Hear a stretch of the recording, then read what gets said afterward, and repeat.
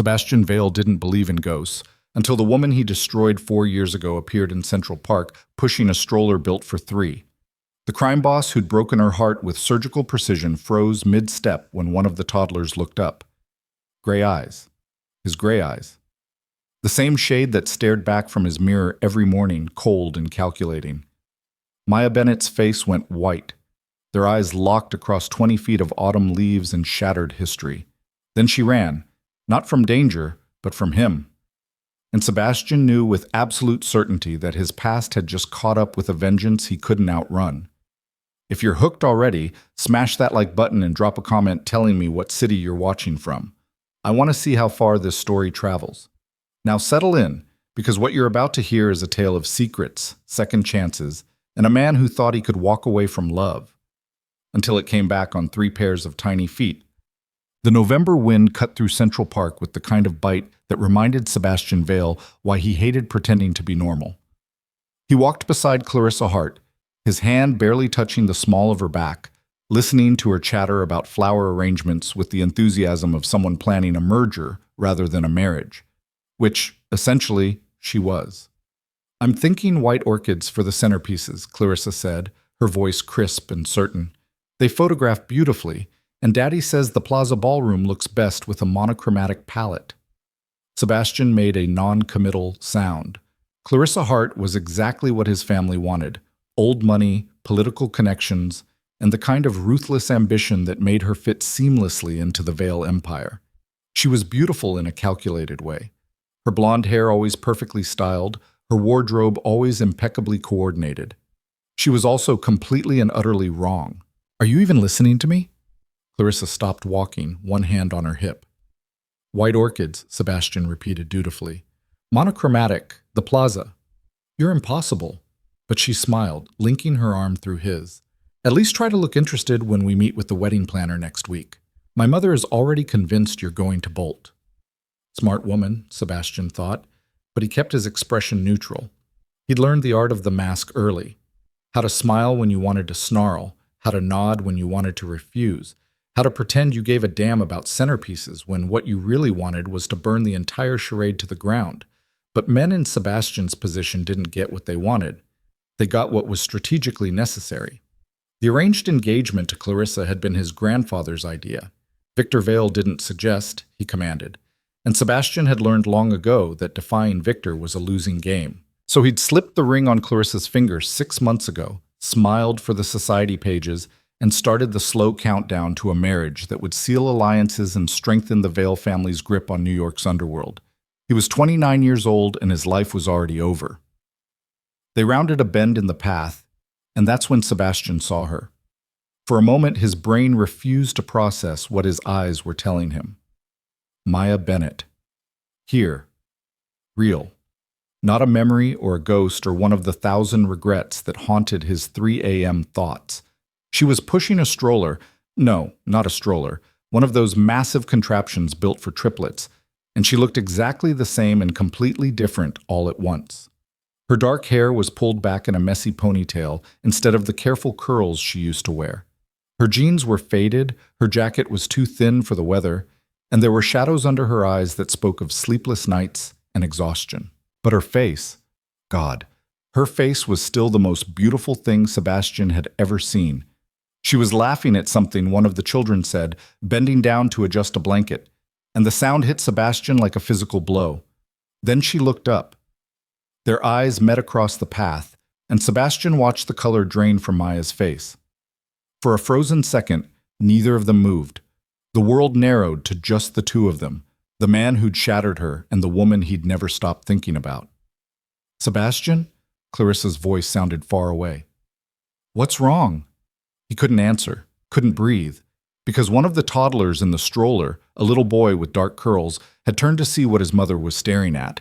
And when he looked up, Sebastian felt the ground shift beneath his feet. Gray eyes. The exact shade of storm clouds before lightning. The exact shade Sebastian had inherited from his father, who'd inherited them from Victor, who'd inherited them from a line of Vale men stretching back generations. The boy couldn't have been more than 3 years old. 4 years. It had been 4 years since Sebastian had walked away from Maya Bennett with words designed to cut deep enough that she'd never try to follow. 4 years since he'd convinced himself it was the right choice, the only choice, the choice that would keep her alive. And now she was here with a child who had his eyes. Maya's hands tightened on the stroller handle. Sebastian saw the panic bloom across her face, the same look a deer gets right before it bolts. She took a step backward. Maya! The word came out strangled. She ran, not away from the park, but deeper into it, pushing the heavy stroller with desperate strength, the wheels bouncing over the uneven path. Sebastian's body reacted before his brain caught up. He started after her, Clarissa's startled cry barely registering. Sebastian! What the hell? But he was already running, his long legs eating up the distance. Maya was fast, but the stroller slowed her down. He caught up to her near the Bethesda fountain, grabbing her arm. Don't touch me!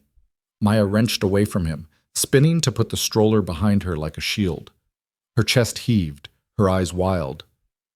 Don't you dare touch me! Sebastian held up his hands, backing off a step. Up close, he could see the exhaustion etched into every line of her face. She looked like she hadn't slept properly in years. Maya, I just want to talk. Talk? Her laugh was sharp and bitter. Now you want to talk? 4 years, Sebastian. 4 years of silence, and now you want to talk? 3 small faces peered up from the stroller, suddenly quiet. Sebastian's gaze dropped to them involuntarily. 2 girls and a boy. The boy with the gray eyes was in the middle, flanked by his sisters. One of the girls had Maya's warm brown eyes and a sunny smile. The other had lighter eyes, hazel, maybe, and was watching Sebastian with careful suspicion. Are they... He couldn't finish the question. None of your business. Maya's voice shook. We were doing fine before you showed up, and we'll be fine after you leave. Just go back to your perfect life and forget you saw us. Perfect life? Sebastian laughed without humor. You think... Sebastian! Clarissa's voice cut through the tension. She appeared around a cluster of trees, her face flushed with exertion and irritation. What on earth is going on? Who is this woman? Maya's eyes went to Clarissa, taking in the designer coat, the diamond earrings, the engagement ring that probably cost more than Maya made in a year. Something in her expression shuddered completely. Nobody, Maya said quietly. I'm nobody. Congratulations on your engagement. She started to push the stroller away, but Sebastian moved to block her path. Maya, please. Let her go. Clarissa's voice was ice. Clearly she's some kind of quote. Watch it. Sebastian's tone made Clarissa's eyes widen. He'd never used that voice with her before. The voice that reminded people exactly who he was and what he was capable of. This is Maya Bennett, and these children are leaving. Maya's eyes flashed. Right now. Move, Sebastian. Not until you tell me. Tell you what? That your son is named Noah? That his sisters are Ivy and Owen? That they'll be 4 years old next month? Maya's voice rose, years of pain and anger spilling over. That I found out I was pregnant 1 week after you told me I was a mistake? That loving you was the biggest regret of your life? That I was nothing but a momentary lapse in judgment for the great Sebastian Vale? The words hit like bullets. Sebastian felt each one find its mark, remembering the script he'd used to push her away. Every cruel phrase had been carefully chosen to make her hate him, to make her leave, to save her life. Those weren't... He stopped. What could he say? That those words weren't true? They were. He'd meant them to be true, needed them to be true, even if they'd torn him apart to say them. Weren't what? Weren't meant to destroy me? Maya's laugh was broken. Congratulations, Sebastian. You succeeded. Now please, for the love of everything, let me take my children home. Our children, Sebastian said quietly. The silence that followed was deafening. Clarissa made a strangled sound. What did you just say? Sebastian ignored her, his eyes locked on Maya. That's what you're telling me, isn't it? These are my children. You gave up that right when you walked away. Maya's voice was steady now, cold. You're nothing to them, a stranger, and that's how it's going to stay. She pushed past him, and this time Sebastian let her go. He stood frozen, watching her disappear into the crowd of weekend parkgoers, the massive stroller swallowing her small frame. Sebastian. Clarissa's voice was dangerously calm. Explain, now. He turned to look at her, seeing his future crumbling in real time. It's complicated. Complicated? Her voice rose. You have children, 3 children, with some random woman, and you think complicated covers it? She's not random, Sebastian said quietly. Oh, this keeps getting better. Clarissa's perfectly composed mask was cracking. How long? It ended 4 years ago. So right before you and I... She stopped, her eyes widening. You were with her when we started dating. No. Sebastian ran a hand through his hair. I ended it with Maya before anything happened between us. Clean break. Clean? Clarissa's laugh was harsh. There are 3 children, Sebastian. That's not clean, that's catastrophic. She wasn't wrong. Sebastian's mind was racing, trying to process what he'd just learned. Triplets. He had triplets. 3 children who were almost 4 years old, who'd been living their entire lives without him, who looked at him like a stranger because that's exactly what he was to them. Noah, Ivy, Owen. Their names played on repeat in his head. I need to go, Sebastian said abruptly. Go? Where? I need to find her. I need to... No! Clarissa grabbed his arm. No! You need to come with me right now and explain this to my father. If this gets out before we control the narrative, I don't care about the narrative. Sebastian pulled free. I have children, Clarissa. 3 children who've lived without you for 4 years. Clarissa's voice was sharp. If she wanted you in their lives, she would have told you. But she didn't, did she? She kept them secret. So maybe you should ask yourself why before you go barging into their lives and making everything worse. The words stung because they were logical. Maya had kept the pregnancy secret, had raised their children alone, had looked at him today with nothing but fury and pain. But that little boy had his eyes, and Sebastian knew, with the same certainty he knew his own name, that he couldn't walk away again. I'm sorry, he said to Clarissa, but I have to go. He left her standing by the fountain, her face a mask of rage and disbelief, and pulled out his phone as he walked. Eli Mercer answered on the first ring. Boss? I need you to find someone, Sebastian said. Maya Bennett. Last known address was Brooklyn, but that was 4 years ago. I need current location, employment, financials, everything. And I need it within the hour. On it. Eli didn't ask questions. That's why he was Sebastian's right-hand man. Anything else? Yeah. Sebastian's jaw clenched. Find out who knew about this. Someone must have known. If Maya was pregnant with triplets, someone saw her. Someone knew. You think it was kept from you deliberately? I think a lot of things are kept from me deliberately. Sebastian's voice was cold. Find out. He hung up and kept walking, his mind churning. Maya's words echoed. 1 week after you told me I was a mistake. Sebastian remembered that conversation with brutal clarity. He'd taken her to the small Italian restaurant she loved, let her order her favorite wine, and then systematically destroyed everything between them. Told her it had been fun, but it was over. That she'd been a distraction he couldn't afford anymore. That she needed to move on with her life and forget about him. The look on her face had nearly broken his resolve. She'd stared at him like he'd physically struck her, her eyes filling with tears she'd been too proud to let fall. Why? She'd whispered. Just tell me why.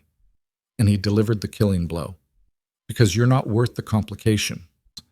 She'd left the restaurant with her head high, and Sebastian had watched her go, hating himself, hating his life, hating the circumstances that made loving her a death sentence. Because that was the truth he couldn't tell her. The Kozlov family had found out about Maya, had sent Sebastian photos of her leaving her apartment, walking to work, laughing with friends. The message was clear. We know about your weakness. We can get to her anytime we want.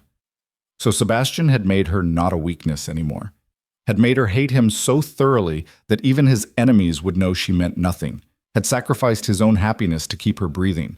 And she'd been pregnant. Had found out 1 week later. Had carried that knowledge, that burden, that impossible situation all alone while growing 3 human beings inside her. Sebastian's phone buzzed. A text from Eli. Found her. Sending address now. The address appeared a moment later. Red Hook, Brooklyn. Not the trendy part. The part where rent was cheap because everything else was questionable. Sebastian changed direction, heading for where his driver waited. His mind was already running through scenarios, possibilities, plans. He needed information before he could act. Needed to understand what Maya's life had been like for the past 4 years, what she needed, what the children needed, what kind of man he'd have to become to earn a place in their lives. His phone rang. Clarissa. He silenced it. It rang again immediately. This time it was Victor Vale. Sebastian stared at his grandfather's name on the screen. Clarissa must have called him already. Victor would be furious, not about the children themselves, but about the lack of control, the scandal, the disruption to carefully laid plans.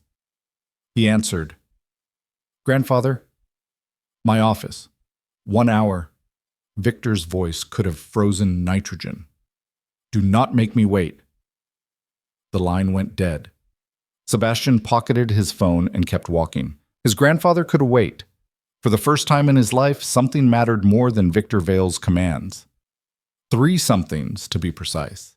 Gray eyes and brown eyes and hazel eyes. 3 children who didn't know his name.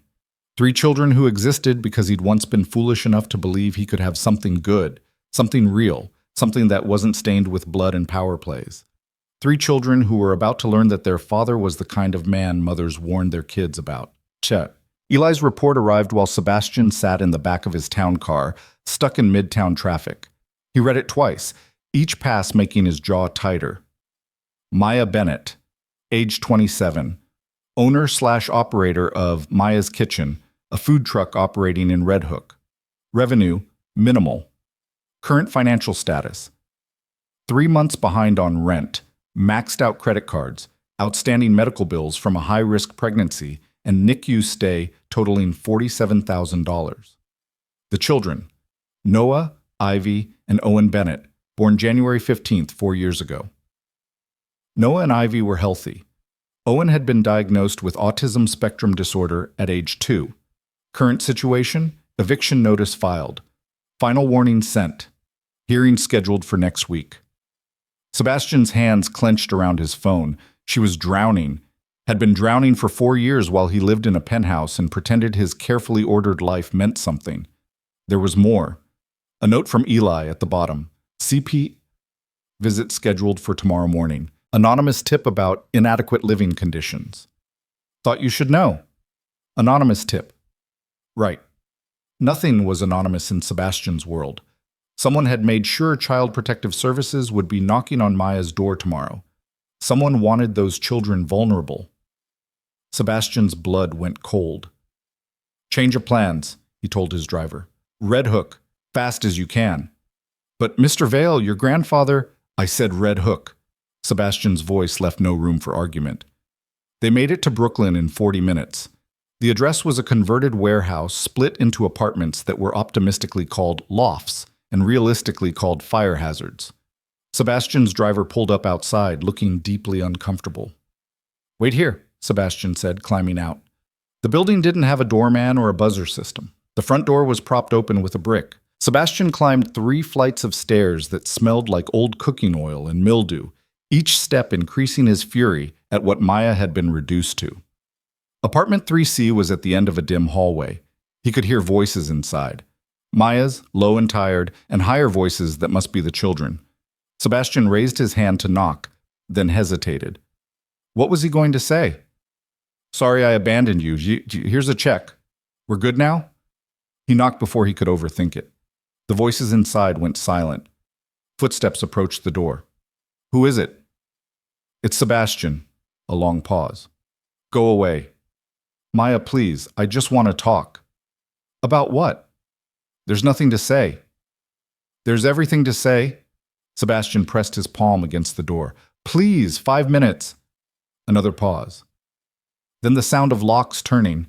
3 of them, he counted. The door opened 6 inches, chain still engaged. Maya's face appeared in the gap, her expression hard. You can't be here.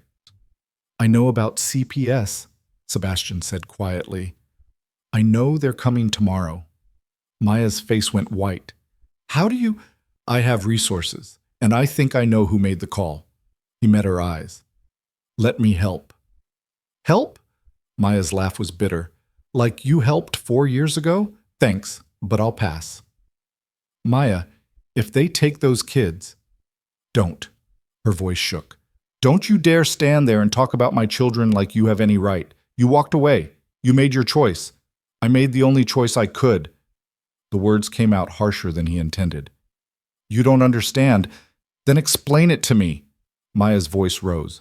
Explain how telling me I was worthless was the only option.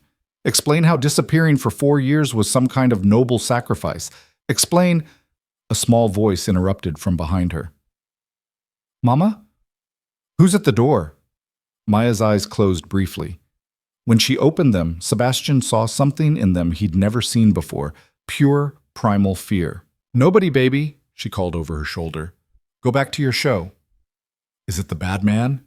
Sebastian's stomach dropped. What bad man? Maya ignored him. No, sweetie, not the bad man, just someone Mama used to know. Mama knows lots of people, a different voice chimed in, sunny and bright. That would be Ivy. Is he a friend? Not exactly, Maya said, her eyes never leaving Sebastian's. Go watch TV with your brother and sister. I'll be right there. Small footsteps retreated. Maya looked back at Sebastian, and now the fear was mixed with exhaustion and something that looked like surrender. You want to help? She said quietly. Then tell me how to stop CPS from taking my kids tomorrow. Tell me how to pay 3 months of back rent by morning. Tell me how to erase the fact that Owen's therapy costs more than I make in a month, or that Ivy needs new shoes and I can't afford them, or that Noah keeps asking why we're always eating peanut butter sandwiches.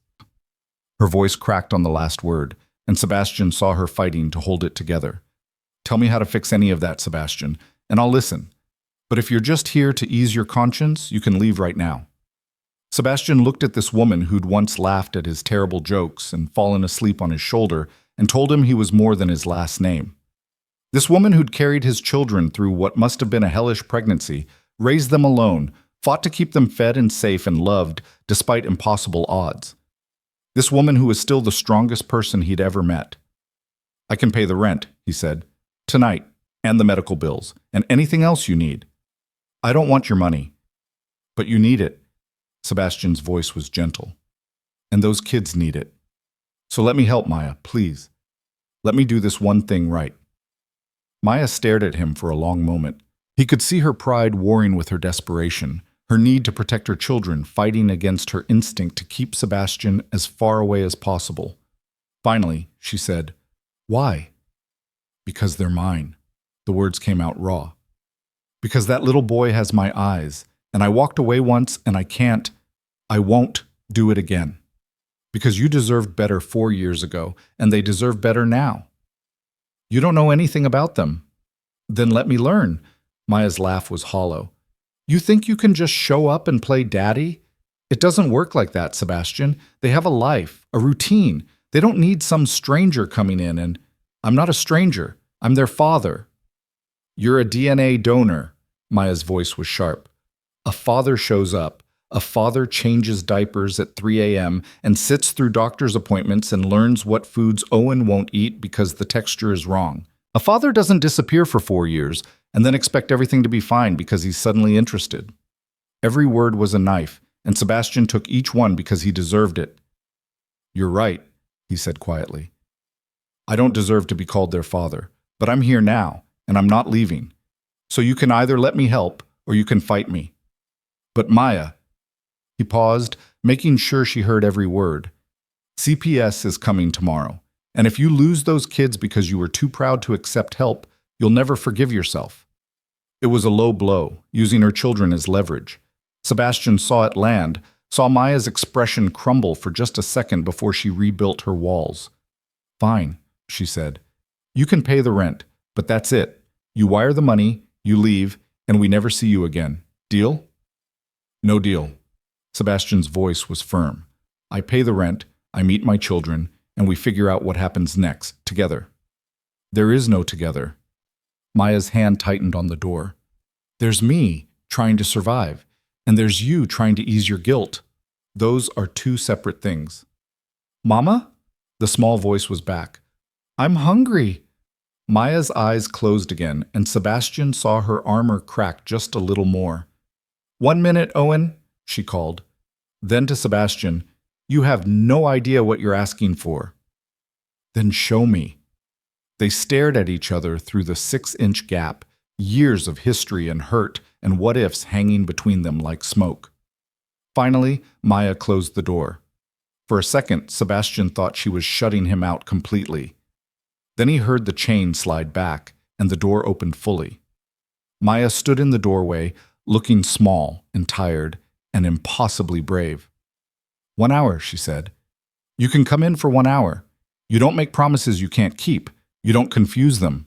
You don't tell them who you are. And when the hour is up, you leave. Understood? Understood. She stepped back, letting him into the tiny apartment. It was clean but sparse. A couch that had seen better days, a small TV on a cardboard box, a kitchenette barely big enough for one person. Toys were scattered across the floor, neatly organized into bins. Children's artwork covered one wall, crayon drawings and finger paintings and crooked hearts. 3 small faces looked up from where they sat on the floor in front of the TV. Sebastian's breath caught. In the park, he'd only gotten glimpses. Now, here, he could really see them.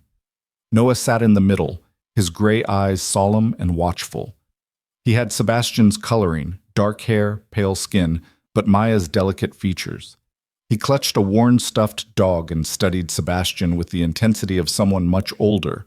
Ivy was on Noah's left, her warm brown eyes curious and bright. She had Maya's smile, Sebastian's dark hair, and an energy that seemed to vibrate through her small frame. She waved at him cheerfully. Owen sat on Noah's right, slightly apart from his siblings. He had lighter hair than the others, almost auburn in certain light, and hazel eyes that didn't quite meet Sebastian's. His hands moved in small, repetitive patterns, and Sebastian recognized the stimming behavior from Eli's report about Owen's autism diagnosis. Who's that, Mama? Ivy asked, pointing at Sebastian. Maya's hand landed on Sebastian's arm, a warning. This is an old friend. He's visiting for a little while. Does he want to watch Bluey with us? Ivy's enthusiasm was infectious. We're on the camping episode. I don't think... Maya started. I'd love to, Sebastian said. Maya shot him a look, but he ignored it, moving carefully into the small living room. He lowered himself to the floor a respectful distance from the children, close enough to see them but not so close that he invaded their space. Owen immediately scooted farther away, his stimming increasing. Noah watched Sebastian with quiet suspicion, but Ivy beamed and scooted closer. I'm Ivy, she announced. That's Noah and that's Owen. Noah doesn't talk much, and Owen doesn't like loud noises, but I talk enough for all of us. Mama says I could talk the ears off a cornstalk, whatever that means. Do you like Bluey? Sebastian felt something crack open in his chest. I've never seen it. Ivy's eyes went wide. Never, but it's the best show ever. It's about a dog family and they play games, and Bluey has a little sister named Bingo, and Ivy. Maya's voice was gentle but firm. Let our guest catch his breath. Sorry, Mama. Ivy turned back to the TV, but she kept sneaking glances at Sebastian. Noah hadn't moved, his gray eyes locked on Sebastian's face. Finally, he spoke, his voice quiet and serious. You made Mama cry. The room went silent. Maya's face flushed. Noah, that's not... In the park, Noah continued, ignoring his mother. When we saw you, Mama cried after. She said her eyes were just cold, but I know what crying looks like. Sebastian felt like he'd been punched. He looked at Maya, saw the confirmation in her eyes, and something inside him shattered a little more. You're right, he said to Noah. I did make your mama cry, and I'm sorry for that. Noah considered this. Are you going to make her cry again? I hope not. That's not a promise. Smart kid, too smart. Sebastian met those gray eyes, his eyes, and made a decision. You're right, he said. I promise I will try very hard not to make your mama cry again. Noah stared at him for a long moment, then nodded slowly. Okay. It wasn't forgiveness, it wasn't even acceptance, but it was something, and Sebastian would take it. They watched Bluey in silence for a while. Ivy provided running commentary. Owen gradually stopped stimming quite so intensely, though he never relaxed completely. Noah watched Sebastian more than the TV, like he was trying to figure out a puzzle, and Sebastian watched all of them, memorizing details. The way Ivy twirled her hair when she was thinking, the way Noah's hand would occasionally reach out to rest on Owen's shoulder, grounding his brother. The way Owen lined up his toy cars in perfect rows during commercial breaks. These were his children. His. The weight of it was crushing and exhilarating all at once. When the episode ended, Ivy turned to him. "Do you have kids?" Sebastian's eyes met Maya's across the room. "It's complicated." "That's what Mama says when she means yes but doesn't want to explain." Ivy grinned. "Are they nice? Your kids?" "I think they might be the nicest kids in the world," Sebastian said honestly. Ivy beamed. Owen carefully lined up another car. Noah continued to watch Sebastian with those two old eyes. The hour passed faster than Sebastian thought possible. When Maya finally said, "Okay guys, time for dinner," he felt the loss like a physical thing. He stood, brushing off his expensive pants that were now covered in carpet fuzz and cracker crumbs. The children called out casual goodbyes, Ivy enthusiastically, Noah with reserve, Owen with a small hand wave that didn't include eye contact. Maya walked him to the door. In the hallway, away from little ears, she crossed her arms. "The rent," she said quietly. "How?" Sebastian pulled out his phone, opened his banking app, and showed her the screen. "Give me your landlord's information. I'll wire it tonight." "That's—" Maya looked at the numbers and went pale. "Sebastian, that's too much. It's 3 months back rent plus 6 months forward, and it's not too much. It's not even close to enough." She looked up at him, and for the first time since the park, her expression softened slightly. "Why are you doing this?" "Because they're mine," Sebastian said simply. "And because you needed me 4 years ago, and I wasn't there. So I'm here now." "For how long?" Maya's voice was barely a whisper. "How long before your real life calls you back and we're alone again?" Sebastian thought about Clarissa, about his grandfather, about the empire waiting for him to fall in line. Then he thought about 3 pairs of eyes watching Bluey, about a little boy who'd called him out for making his mother cry, about a sunny girl who talked too much, and a quiet boy who lined up cars with mathematical precision. "I'm not leaving," he said.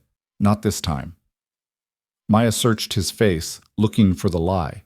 Sebastian let her look, knowing she'd find only truth. Finally, she nodded. "We'll see." It wasn't trust, but it was possibility, and for now that was enough. Sebastian texted her landlord's information to Eli with instructions to wire the money immediately. Then he looked back at Maya, standing in her doorway with walls crumbling and hope she was too afraid to acknowledge. "CPS tomorrow," he said. "What time?" 9 a.m. "I'll be here at 8:30. "Sebastian, I'll be here," he repeated. "And Maya? Those kids are amazing. You did that. All alone. So whatever happens next, know that you're the strongest person I've ever met." He left before she could respond, walking down 3 flights of stairs that felt different than they had on the way up. His phone buzzed constantly. Clarissa, Victor, various members of his organization, but Sebastian ignored all of it. For the first time in 4 years, he had something more important than duty. He had a reason to become the kind of man his children deserved. Sebastian spent the night in his penthouse, but he didn't sleep. Instead, he sat in his study with Eli, going over every detail of Maya's situation with the precision of a military operation.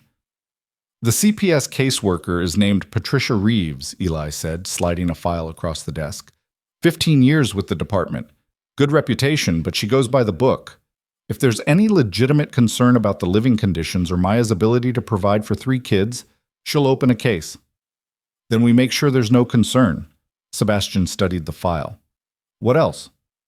The anonymous tip came from a burner phone. Untraceable, but the call was made from Midtown Manhattan, wealthy area, not Red Hook. So someone with resources.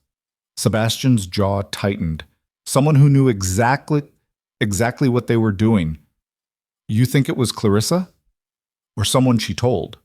Sebastian had ignored 17 calls from his fiancée and 5 from his grandfather. By now, the entire Vale family probably knew about the children.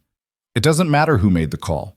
What matters is making sure CPS leaves with nothing to report. Eli nodded. I've arranged for a cleaner to go to the apartment first thing. New furniture delivery at 7 a.m. Nothing ostentatious, just decent stuff that doesn't look like it came from a curb. The refrigerator will be fully stocked by 8. What about the medical bills? Paid. All of them. And I've set up a trust fund for each kid. Educational expenses, medical needs, whatever they require. Sebastian looked up. I didn't ask you to do that. I know. Eli met his gaze steadily. But I've worked for you for 8 years, boss. I know when something matters. Something in Sebastian's chest tightened. Thank you. There's one more thing. Eli's expression turned serious. Your grandfather wants to see you. He's not pleased. Victor is never pleased. This is different. He's threatening to cut you off completely if you don't end this embarrassment immediately. Eli paused. His words, not mine.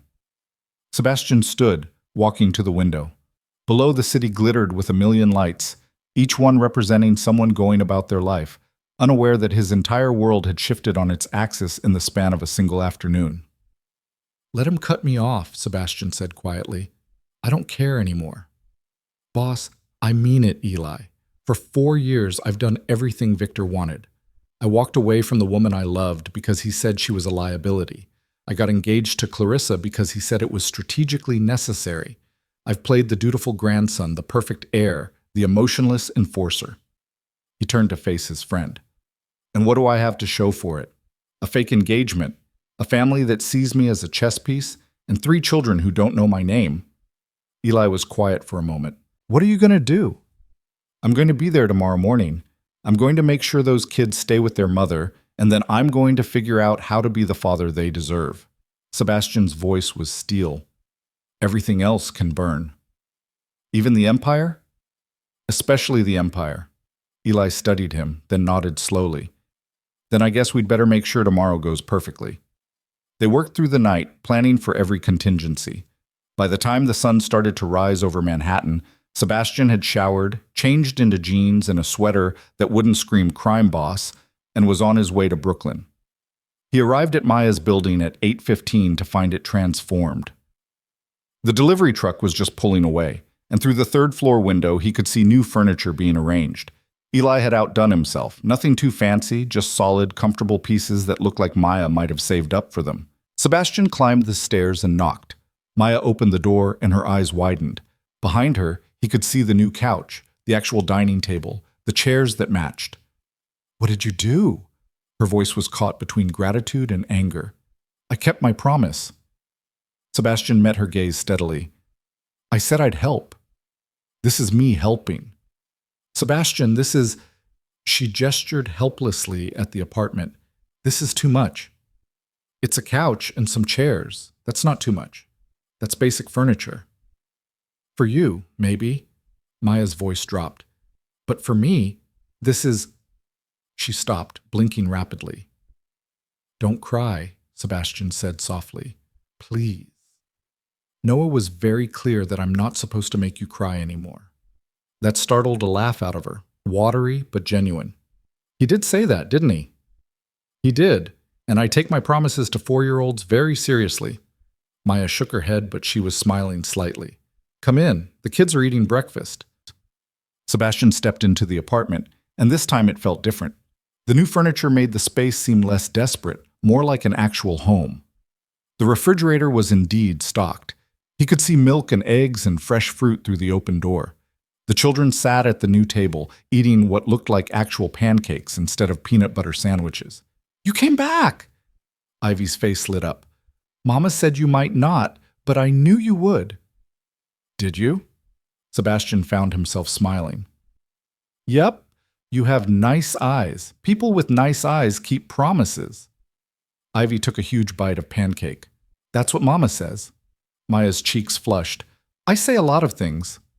Noah looked up from his breakfast, studied Sebastian for a moment, then returned to carefully cutting his pancakes into perfect squares. Owen didn't look up at all, but his stimming had decreased from yesterday. His hands were still, focused on eating. "Can I help with anything?" Sebastian asked Maya. She looked at him like he'd grown a second head. "You want to help?" "I'm here, aren't I?" "You're here for the CPS visit." "I'm here because I want to be here." Sebastian held her gaze. "Tell me what to do." Maya studied him for a long moment, clearly trying to figure out if this was real or some elaborate game. Finally, she said, "Owen needs his therapy session at 10. If CPS is still here, someone will need to take him." "I'll do it." "You don't know anything about his therapy. Then teach me." "Sebastian." "Mama," Noah's quiet voice interrupted. "The lady is here." They all turned to look out the window. A woman in a practical pantsuit was getting out of a sensible sedan, a clipboard in hand. Patricia Reeves. Right on time. Maya's hand went to her throat, a nervous gesture that made Sebastian want to punch whoever had made that anonymous call. "It's going to be fine," he said quietly. "I promise." "You can't promise that. Watch me." The knock came 30 seconds later. Maya took a deep breath, squared her shoulders, and opened the door. "Ms. Bennett?" Patricia Reeves had a kind face but sharp eyes that missed nothing. "I'm Patricia Reeves from Child Protective Services. We spoke on the phone." "Yes, come in?" Maya stepped back and Patricia entered, her gaze sweeping the apartment in one efficient assessment. Sebastian saw her take in the clean space, the new furniture, the 3 children eating breakfast at a proper table. Her expression didn't change, but something in her posture relaxed slightly. "And you are?" She turned to Sebastian. "Sebastian Vale." He offered his hand. "A friend of the family." Patricia's handshake was firm. "I see. Ms. Bennett, I'm here to follow up on a report we received about potential inadequate living conditions for your children. Do you mind if I look around?" "Of course not." Maya's voice was steady, but Sebastian could see her hands trembling slightly. "Whatever you need." Patricia spent the next 20 minutes conducting a thorough inspection. She checked the bedrooms, 3 small mattresses on the floor in one room, neatly made with clean sheets. She examined the kitchen, the bathroom, the fire escape. She asked about school enrollment, medical care, daily routines. Maya answered every question with quiet competence, and Sebastian watched her transform. This wasn't the exhausted woman he'd seen yesterday. This was a mother fighting for her children, and she was magnificent. "And what about employment?" Patricia asked, making notes on her clipboard. "I own a food truck, Maya's Kitchen. It's parked in Red Hook, near the waterfront." "Income?" Maya's jaw tightened. "It varies. Some weeks are better than others." "But you're current on rent?" "Yes." Maya didn't look at Sebastian. "I am now." Patricia made another note. "I'd like to speak with the children, if that's all right." "Of course." Patricia approached the table where the 3 kids had finished breakfast and were now playing quietly. Ivy looked up with her sunny smile. Noah watched carefully. Owen continued lining up his toy cars, ignoring the newcomer. "Hi there," Patricia said gently, crouching down to their level. "My name is Patricia. What are your names?" "I'm Ivy," Ivy announced happily. "That's Noah, and that's Owen. Do you want to see my drawing? I made a picture of our family." She held up a crayon drawing. Sebastian's breath caught. There were 4 stick figures, a tall one labeled Mama, and 3 small ones labeled with the kids' names. No father figure in sight. Patricia studied the drawing. "That's very nice. Do you like living here, Ivy?" "It's okay. The stairs are fun to run on, but Mama says we can't do that because of the neighbors." Ivy's expression turned serious. "We got new furniture today. It's really comfy. Want to feel?" "Maybe later," Patricia smiled. "What about you, Noah? Do you like it here?" Noah considered the question with his usual gravity. "It's home. Mama takes care of us. We're fine." "Do you have enough food to eat?" "We have pancakes today." Noah's eyes flickered to Sebastian briefly. "Sometimes we have other things." Patricia made more notes. She tried to engage Owen, but he was deep in his car lining routine and didn't respond. After a moment, Maya quietly explained about Owen's autism, about his therapy schedule, about the strategies they use to help him feel safe. "He has a therapist?" Patricia asked. "Yes, twice a week. He has a session this morning, actually." And you're able to afford that? Maya hesitated just long enough for Sebastian to step in. I'm helping with medical expenses, he said. All 3 children have full coverage now. Patricia's sharp gaze swung to him. You're helping? As a friend? Yes. I see. More notes. Ms. Bennett, may I speak with you privately for a moment? Sebastian saw Maya's face go pale, but she nodded. Of course. Sebastian, can you watch the kids? Absolutely. The 2 women stepped into the small bedroom, closing the door behind them. Sebastian looked at the 3 children, who were all watching him with varying degrees of interest. So, he said, feeling completely out of his depth, what do we do now? We could play a game, Ivy suggested. Do you know how to play hide and seek? In a 1-bedroom apartment? We're very good at hiding, Ivy grinned. Mama says we could hide in a shoebox if we needed to.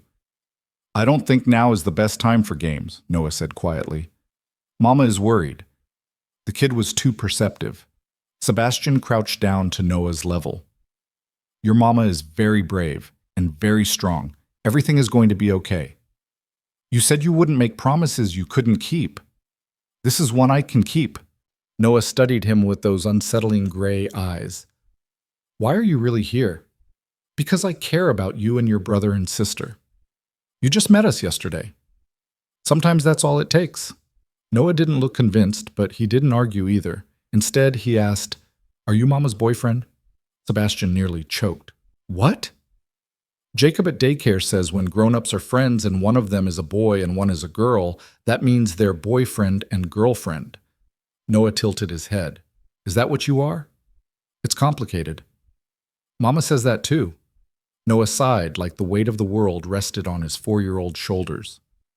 Grown-ups are weird. We really are, Sebastian agreed. The bedroom door opened. Maya emerged first, her face unreadable. Patricia followed, tucking her clipboard under her arm. Sebastian stood, trying to read the situation. Patricia's expression was professionally neutral, giving nothing away. Thank you for your time, Ms. Bennett, Patricia said. I'll be filing my report this afternoon. And? Maya's voice was tight. And based on what I've seen today, I don't have immediate concerns. The children appear healthy, well cared for, and the living situation is adequate. Patricia paused. However, I will note that the financial situation remains precarious. I'll be recommending a follow-up visit in 3 months to ensure stability continues. Maya's shoulders sagged with relief. Thank you. Take care of those beautiful children. Patricia smiled at the kids. It was nice to meet you all. Ivy waved enthusiastically. Noah nodded solemnly. Owen continued playing with his cars. Sebastian walked Patricia to the door. In the hallway, she turned to him. Mr. Vale, she said quietly, I don't know what your relationship is with this family, and frankly, it's not my business. But those children are lucky to have people who care about them. Make sure that caring doesn't stop when things get complicated. It won't, Sebastian said firmly. Patricia studied him one more time, then nodded and left. Sebastian closed the door and turned to find Maya staring at him, tears streaming down her face. Hey! He moved toward her instinctively. Hey, it's okay. She said everything was fine. I know. Maya wiped at her eyes angrily. I know, it's just, I was so scared. I was so scared they were going to take them, and I didn't know what I would do. And then you showed up with furniture and money, and... She broke off, pressing her hands to her face. The kids were watching now, their small faces concerned. Mama? Ivy's voice was small. Are you sad? No, baby. Maya lowered her hands, forcing a smile. Mama's happy. Sometimes people cry when they're happy. That's confusing, Ivy said. Being a grown-up is confusing, Noah added sagely. Despite everything, Sebastian laughed. These kids were something else. Maya pulled herself together, wiping her face one more time. Okay, Owen has therapy in 20 minutes. I need to get him ready. I'll take him, Sebastian said. What? No. You said if CPS was still here, someone would need to take him. CPS just left, but you're exhausted. Let me do this. Sebastian, you don't know anything about... Then come with us. Show me. Teach me. He met her eyes. I want to learn, Maya. I want to understand what they need. Maya looked at him for a long moment, something shifting in her expression. Okay, she said finally, but Owen might not react well to changes in routine. We'll need to prepare him. Tell me what to do. Maya knelt beside Owen, waiting until he paused in his car lining to look at her. Owen, sweetie, we need to go to Miss Jenny's office for your session. Remember Miss Jenny? Owen nodded, his hands resuming their movement. Good. And today Sebastian is going to come with us. Is that okay? Owen's hands stilled. He looked at Sebastian, then back at his mother, then at Sebastian again. Finally, he gave a small nod. Thank you, baby. Maya kissed his forehead. Let's get your jacket. The therapy center was a 20-minute subway ride away.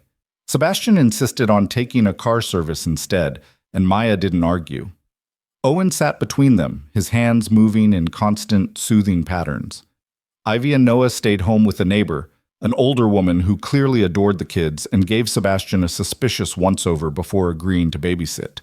In the car, Maya explained Owen's diagnosis quietly. He was diagnosed at 2, high-functioning autism, which is an outdated term, but that's what they called it. He's mostly nonverbal in stressful situations, very routine-oriented, sensory-sensitive. Loud noises, unexpected touches, sudden changes. They can all trigger meltdowns. How do you handle meltdowns? Patience. Space. Sometimes pressure helps. Weighted blankets, tight hugs if he initiates them, but mostly just being there, being calm, not taking it personally. Sebastian watched Owen's small hands moving, creating patterns only he could see.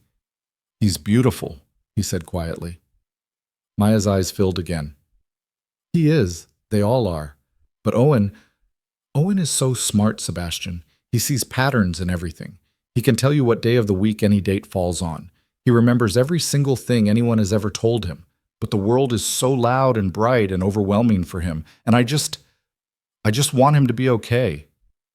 He will be, Sebastian said. He has you. I don't know if I'm enough. You are.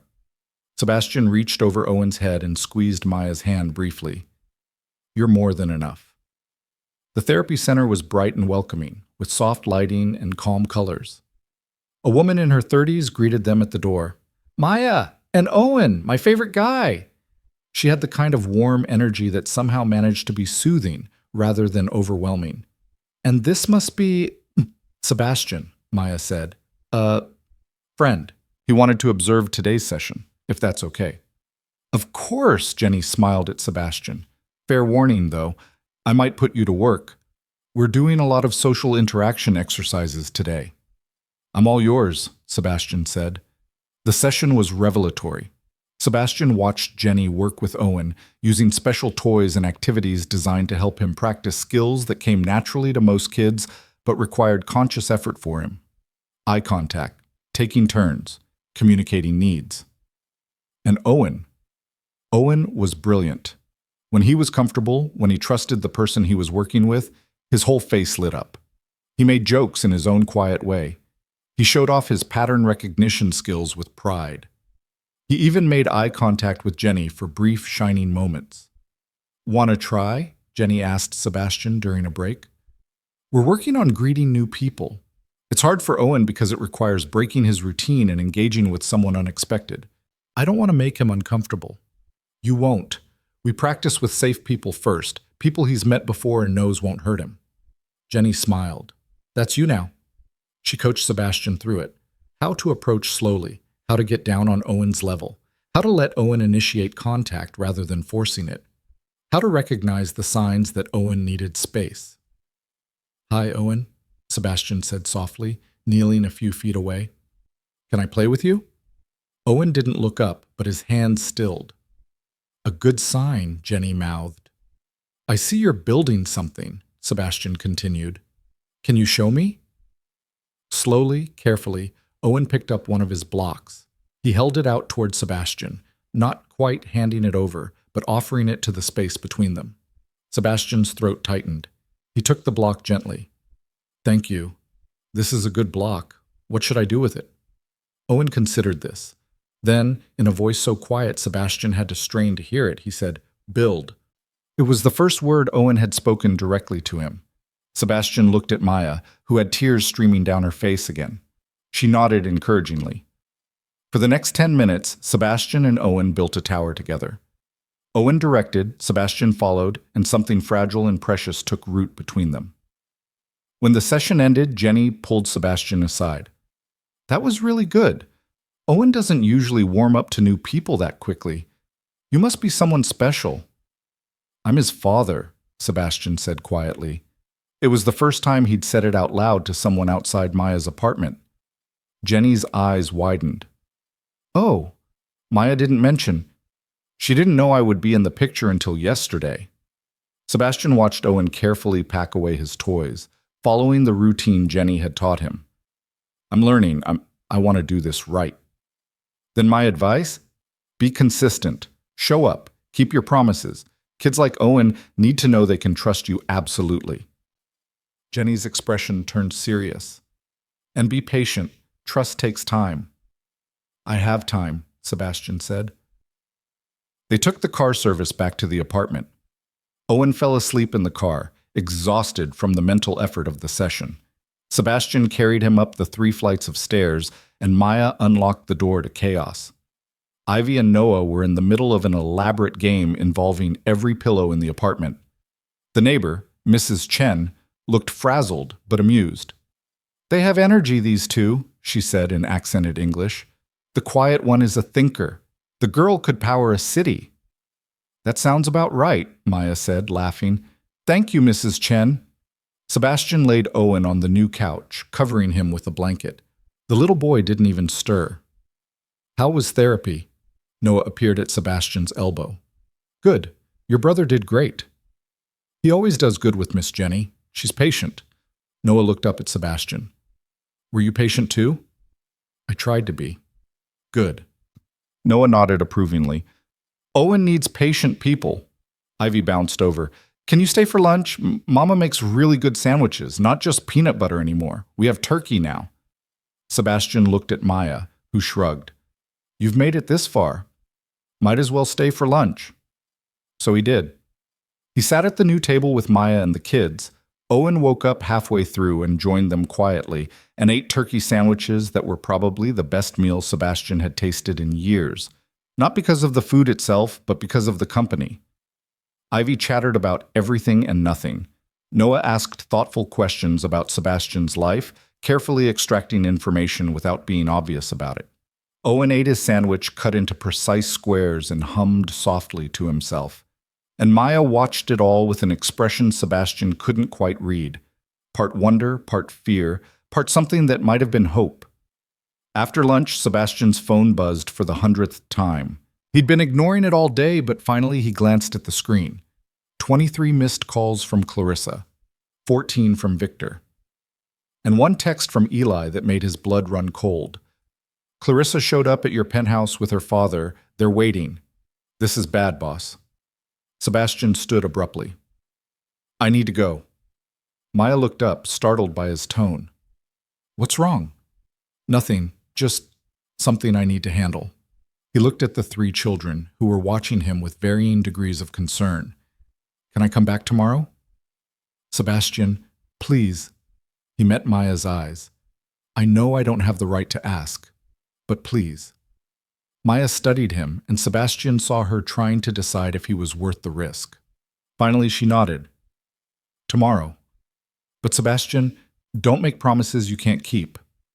I never do, he said quietly. He left the apartment and climbed into the waiting car, his mind already shifting gears. The brief peace of the afternoon evaporated, replaced by the cold calculation he'd learned from Victor. Clarissa and her father waiting at his penthouse. CPS miraculously getting an anonymous tip. The timing was too perfect to be coincidence. Someone was making moves, and Sebastian needed to figure out who before those moves destroyed the fragile new world he was trying to build. The drive back to Manhattan felt like crossing into enemy territory. His phone buzzed again. Eli. They're getting impatient. Clarissa's father is threatening to call off the merger with the Hart family businesses. Victor is on his way over. This is about to get very messy. Sebastian typed back, let it get messy. I'm done playing their games. Boss, think about what you're saying. I have thought about it. For 4 years, I've thought about nothing else. I'm done, Eli. Whatever happens next, I'm done. He pocketed his phone and stared out the window as Brooklyn gave way to Manhattan, poverty giving way to wealth, reality giving way to the gilded cage he'd been born into. But somewhere behind him, in a tiny apartment in Red Hook, 3 children were playing. 3 children who didn't care about empires or mergers or strategic alliances. 3 children who just needed a father who showed up. And for the first time in his life, Sebastian knew exactly which side of that divide he belonged on. The car pulled up to his building. Sebastian took a deep breath, straightened his shoulders, and prepared for war. The elevator ride to Sebastian's penthouse felt like ascending to a guillotine. Through the polished brass doors, he could see his reflection, rumpled sweater, jeans with carpet fuzz still clinging to them, hair disheveled from carrying Owen up 3 flights of stairs. He looked nothing like the Sebastian Vale who usually inhabited this building. He looked like a man who'd spent the morning playing with blocks on a therapy room floor. The doors opened directly into his apartment, and Sebastian stepped into a tableau of barely contained fury. Clarissa stood by the floor-to-ceiling windows, her arms crossed, her expression glacial. Beside her, Richard Hart, her father, and one of New York's most powerful attorneys, looked like he was mentally drafting a lawsuit. And in Sebastian's favorite chair, looking perfectly at ease despite the tension crackling through the room, sat Victor Vale. Eli stood off to the side, his face carefully neutral, but Sebastian caught the warning in his eyes. "Well," Victor said, his voice deceptively mild, "the prodigal grandson returns. We were beginning to think you'd forgotten where you lived." Sebastian closed the elevator doors behind him. "I've been busy." "Busy?" Clarissa's voice could have cut glass. "You've been busy, playing house with your little bastards while I've been fielding questions from every social columnist in Manhattan about why my fiancée disappeared yesterday." "Clarissa," Richard's tone was sharp. "Language. Don't tell me to watch my language, Daddy. Tell him to explain why he has 3 illegitimate children he never bothered to mention." Sebastian moved to the bar, pouring himself 2 fingers of scotch. He needed something to do with his hands before they formed fists. "They're not illegitimate. They're my children." "Same thing," Clarissa snapped. "No," Sebastian said quietly, turning to face her. "It's not. Illegitimate implies they're somehow less than. They're not. They're Noah, Ivy, and Owen. They're 4 years old, and they're the best thing that's ever happened to me." Clarissa stared at him like he'd grown a second head. "Are you actually serious right now? You met them yesterday. And in one day, they've shown me more genuine humanity than I've experienced in my entire life in this world." Sebastian gestured at the opulent apartment around them. "So yes, I'm serious." "Sebastian," Victor's voice cut through the argument like a blade. "Sit down. We need to discuss this rationally." "There's nothing to discuss. I have children. I'm going to be part of their lives. That's not up for debate." "Everything is up for debate," Victor said. "Sit down." The command in his grandfather's voice was absolute. Sebastian had been conditioned since childhood to obey that tone, but something had shifted in the past 24 hours. Something fundamental had cracked in the foundation of his obedience. He remained standing, Victor's eyes narrowed. "I see. So that's how this is going to be." "How what is going to be?" "Your little rebellion." Victor stood, and despite being in his 70s, he still commanded a room effortlessly. "You think because you've discovered these children, you can suddenly throw away everything we've built? Everything you are." "Everything you've built," Sebastian corrected. "I never wanted this life, Victor. You know that. What you want is irrelevant. You're a Vale. That comes with responsibilities. And I'm also a father now. That comes with responsibilities too." Richard Hart cleared his throat. "Mr. Vale." "Sebastian, let's approach this practically. You have children. That's unfortunate timing given your engagement, but it's not insurmountable. We can arrange for financial support, establish trusts, ensure they're taken care of, discreetly." "I don't want to take care of them discreetly," Sebastian said. "I want to be their father, publicly, actually." "That's not possible," Clarissa said flatly. "I'm not going to be humiliated by playing stepmother to some nobody's children. Maya is not a nobody." "She's a food truck operator, Sebastian. She's nothing." Clarissa's careful composure was cracking. And those children, they're accidents, mistakes. You can't seriously expect me to welcome them into our lives like some ready-made family. Sebastian set down his Scotch glass with deliberate care. When he spoke, his voice was dangerously quiet. Those children are not mistakes. They're not accidents.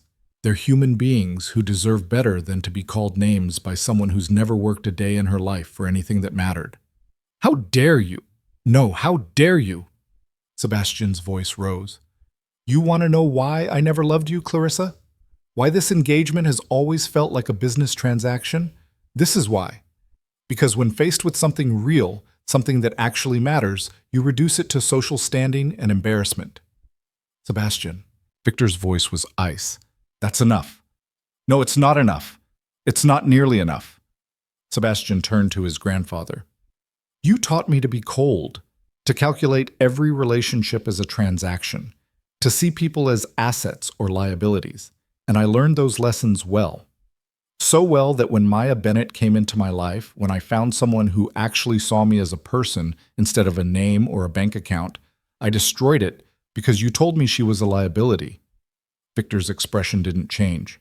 She was a liability. The Kozlovs had her under surveillance. So you knew. The realization hit Sebastian like a physical blow. You knew about the threat and you didn't help me protect her. You just told me to cut her loose. It was the most efficient solution. Efficient, Sebastian laughed bitterly. You cost me 4 years with my children because it was efficient. I saved that woman's life, Victor said coldly. The Kozlovs would have used her against you, tortured her, killed her. By making her irrelevant, you removed the target from her back. You're welcome. And the pregnancy? Did you know about that too? For the first time, Victor hesitated. It was barely a pause, just a fraction of a second, but Sebastian caught it. You did. His voice was hollow. You knew she was pregnant, and you kept it from me. I found out 6 months after the birth, Victor said. One of our associates saw her with the children. I had it investigated.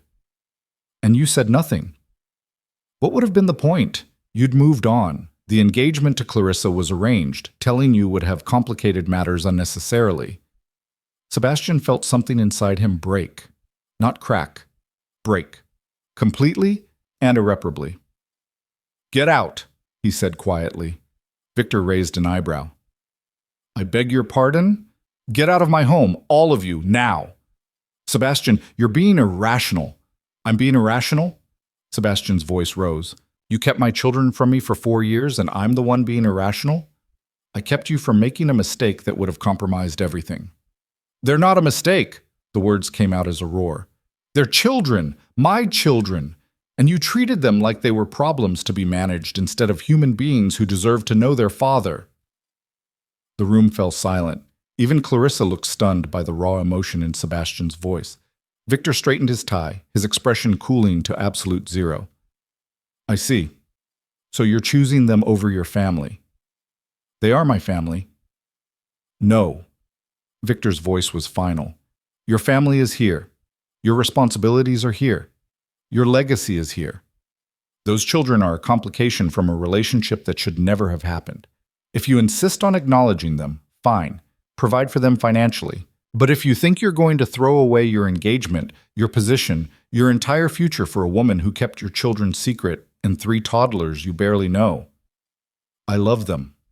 The words fell into the silence like stones into still water. Victor stared at him. You met them yesterday.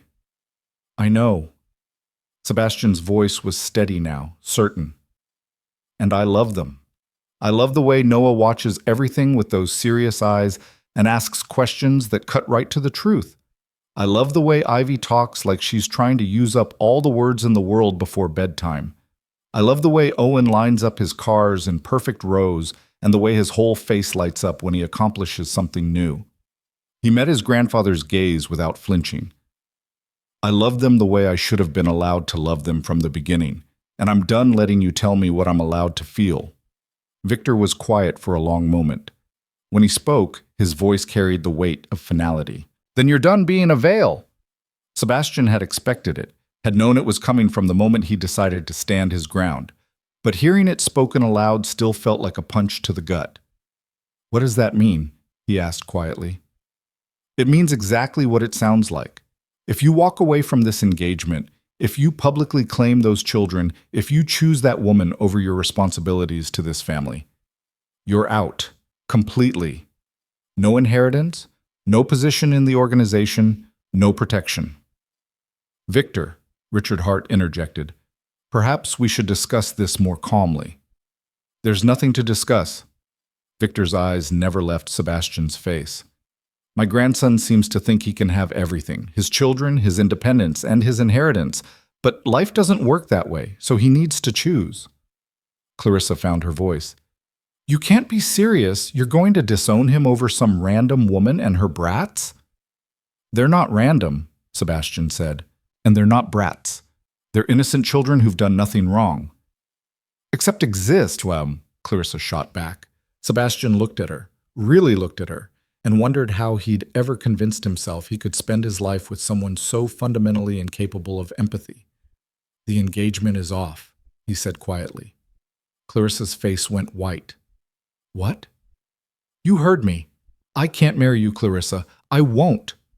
"You're throwing away everything for them?" Her voice rose to a near shriek. "Your entire future?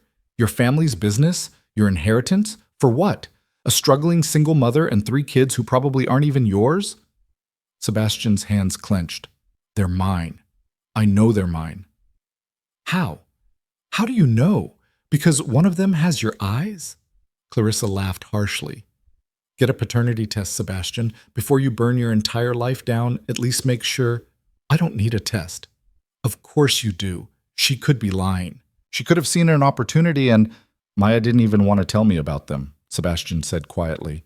"She ran away in the park. She tried to hide them from me. If she was after money or position, don't you think she would have come to me 4 years ago?" Clarissa opened her mouth, then closed it, apparently lacking an argument. Richard Hart stepped forward. "Sebastian, I understand you're emotional right now, but think about what you're doing. The Hartvale merger has been in planning for 2 years. If you walk away from Clarissa, my family walks away from the business deal. That's billions of dollars in lost revenue. Then I guess you'll lose billions of dollars. Your grandfather will disown you." "I heard him? You'll have nothing, no money, no power, no protection from your enemies." Richard's voice turned calculating. "And those children you claim to love so much? They'll be targets. Everyone who's ever wanted to hurt the Vale family will see them as leverage. Is that what you want?" The words hit their mark. Sebastian felt cold wash over him. Richard saw the opening and pressed. "But if you stay engaged to Clarissa, if you maintain your position in the family, you can protect them, provide for them, keep them safe from a distance. Isn't that better than dragging them into the spotlight and making them vulnerable?" It was the same argument that had worked 4 years ago, the same logic that had convinced Sebastian to walk away from Maya, destroy the relationship to save the person. But this time, Sebastian saw the flaw in the reasoning.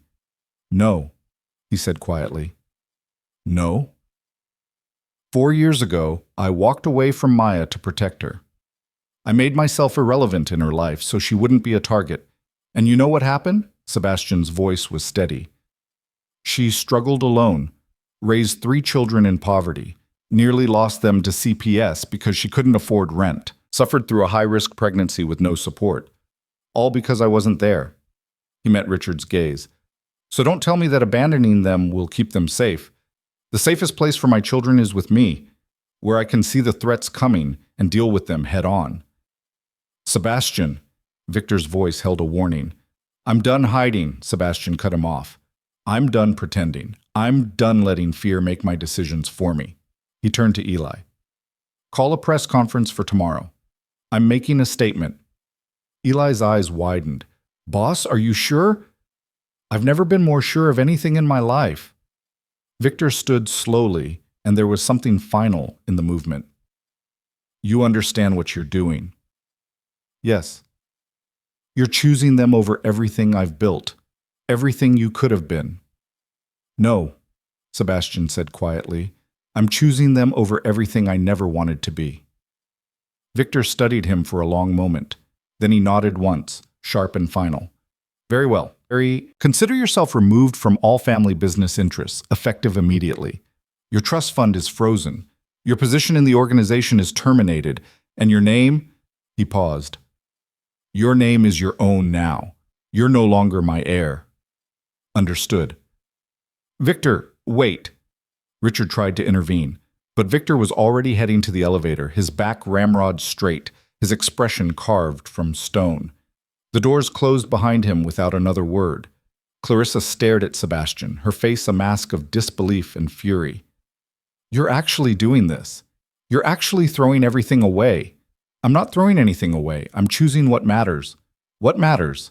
She laughed, high and broken. We were going to have everything, Sebastian. Power, wealth, influence. We were going to run this city. And you're giving it all up for what? Domestic bliss in a Brooklyn walk-up? Playing daddy to someone else's mistakes? They're not mistakes, Sebastian said for what felt like the 100th time. They're my children. And yes, I'm choosing them over all of this. He gestured at the penthouse around them. Because this isn't real. These people aren't real. You're not real, Clarissa. You're a transaction in a designer dress. Her hand cracked across his face before he saw it coming. The slap echoed through the apartment. How dare you? She whispered, her voice shaking with rage. How dare you stand there and act like you're better than me? Like you're making some noble sacrifice. You're just a coward who couldn't handle real responsibility. So you're running away to play house. Sebastian touched his stinging cheek. If that's what you need to believe. I hope it destroys you, Clarissa said, her voice venomous. I hope you lose everything. I hope that woman breaks your heart again. I hope those children turn out to be nothing like you and you realize too late what you've given up. I hope... That's enough, Clarissa. Richard took his daughter's arm firmly. We're leaving. But Daddy, now. Richard steered Clarissa toward the elevator, but he paused at the doors. You're making a mistake, Sebastian. You'll realize it eventually, and when you do, don't come crawling back. I won't, Sebastian said. The elevator doors closed on Clarissa's tear-stained face and Richard's disappointed scowl. The apartment fell silent.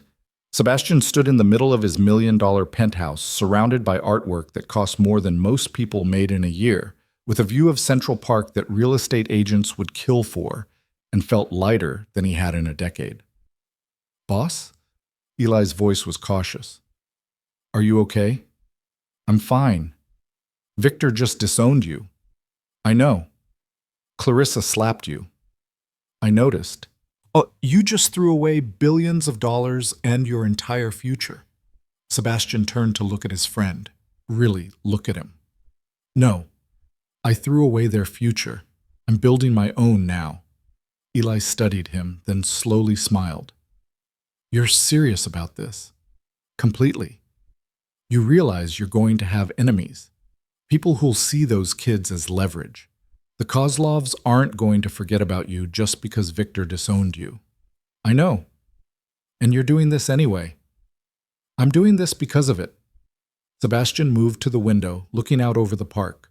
Somewhere out there on the other side of the river, 3 children were probably getting ready for dinner. I spent 4 years trying to protect Maya by staying away. All I did was leave her vulnerable and alone. I'm not making that mistake again. So what's the plan? Sebastian turned back to face Eli. First, I need to secure the kids legally. Paternity test, custody arrangement, whatever Maya agrees to. Second, I need to liquidate my personal assets, the ones Victor can't touch. Third, I need to make it very clear to anyone considering making a move against my family that I'm not walking away from the Veil name. I'm weaponizing it. Eli's eyebrows rose. Weaponizing it? Victor thinks disowning me makes me weak. He's wrong. Every enemy the Veil family has made over the years, every business partner we've screwed, every rival we've crushed, they're all going to get a very interesting phone call from me. You're going to burn it all down. I'm going to make sure that anyone who comes after my children knows exactly what kind of hell I can rain down on them. Sebastian's smile was cold. I learned from the best, after all. Eli was quiet for a moment, then nodded. I'm in. Eli, you don't have to... I said I'm in. Eli's voice was firm. You think I've stuck around this long because of the paycheck? I've watched you be miserable for years, boss. If you're finally doing something that makes you happy, I'm not walking away now. Something in Sebastian's chest tightened. Thank you. Don't thank me yet. We've got a lot of work to do. Eli pulled out his phone. First things first, that press conference. What exactly are you planning to say? Sebastian thought about Noah's serious questions, Ivy's infectious enthusiasm, Owen's quiet determination to master each new skill. He thought about Maya's exhausted strength, her fierce protection of her children, her refusal to make things easy for him just because he showed up with money. He thought about the life he could have had if he'd been braver 4 years ago, and the life he was going to build now, regardless of the cost. The truth, he said simply. I'm going to tell the truth. The next morning arrived too quickly. Sebastian hadn't slept, had instead spent the night working with Eli to arrange everything that needed arranging. Lawyers were contacted. Assets were evaluated. Security measures were implemented. By dawn, Sebastian had a plan and a splitting headache. He showed up at Maya's apartment at 8:30, as promised, carrying coffee and bagels from her favorite place. He'd remembered after 4 years. When she opened the door, surprise flickered across her face. You came. I said I would. Maya stepped back to let him in. The kids were eating breakfast again, this time at the table that didn't wobble. They looked up when Sebastian entered, and he felt his heart constrict at their varying reactions. Ivy's face lit up like sunshine. You're back! I told Noah you'd come back. Noah studied Sebastian with those two knowing eyes. You look tired. I am tired, Sebastian admitted. Did something bad happen? Noah's perception was uncanny. Something complicated happened, but I'm handling it.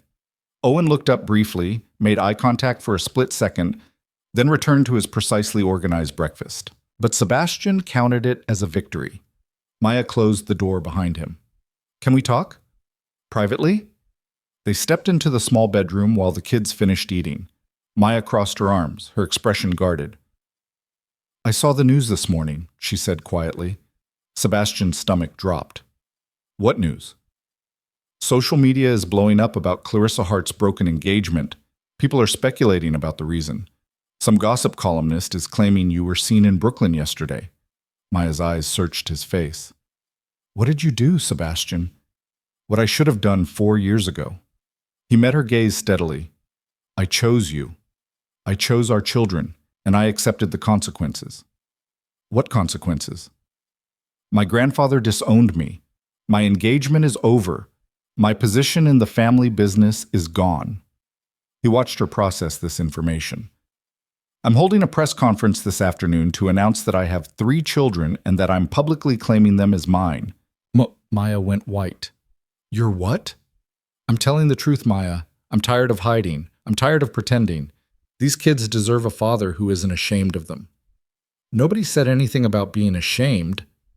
Then what would you call it? Keeping them secret? Providing for them from a distance?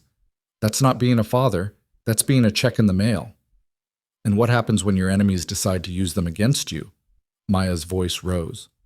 What happens when someone threatens them to get to you? You think going public keeps them safe? I think hiding them makes them vulnerable, Sebastian countered. 4 years ago, I tried to protect you by walking away. How did that work out? Maya flinched. That's not fair. It's true. You struggled alone because I wasn't there. Well, I'm here now, and I'm not hiding anymore. You can't just... Maya pressed her hands to her face. You can't just blow up your entire life and expect me to be okay with it. I'm not asking your permission. I'm telling you what's happening. Sebastian's voice softened. But I'm asking you to trust me, to let me do this, to let me be their father publicly and proudly. Maya lowered her hands, and Sebastian saw fear and hope warring in her expression. And if it goes wrong, if someone comes after them, then I'll deal with it. That's what fathers do. Mama? Ivy's voice called from the living room. Can we show Sebastian our room? Maya took a shaky breath. We'll discuss this more later, but Sebastian, if you're really doing this press conference, those kids need to be prepared. They need to understand what's coming. I know. Help me? She nodded slowly. Okay, but if this blows up in our faces, it won't. You can't promise that. No, Sebastian admitted, but I can promise I'll be here to face it with you. That's more than I gave you before. Maya stared at him for a long moment, then sighed. Come on, let's go talk to them. They gathered the children in the living room. 3 small faces looked up at Sebastian and Maya with varying degrees of curiosity. Guys, we need to talk about something important, Maya started. Are you sick? Noah asked immediately, fear flashing in his eyes. No, baby, I'm not sick. Nobody's sick. Maya glanced at Sebastian. Sebastian has something he needs to tell you. 3 pairs of eyes turned to him. Sebastian's mouth went dry.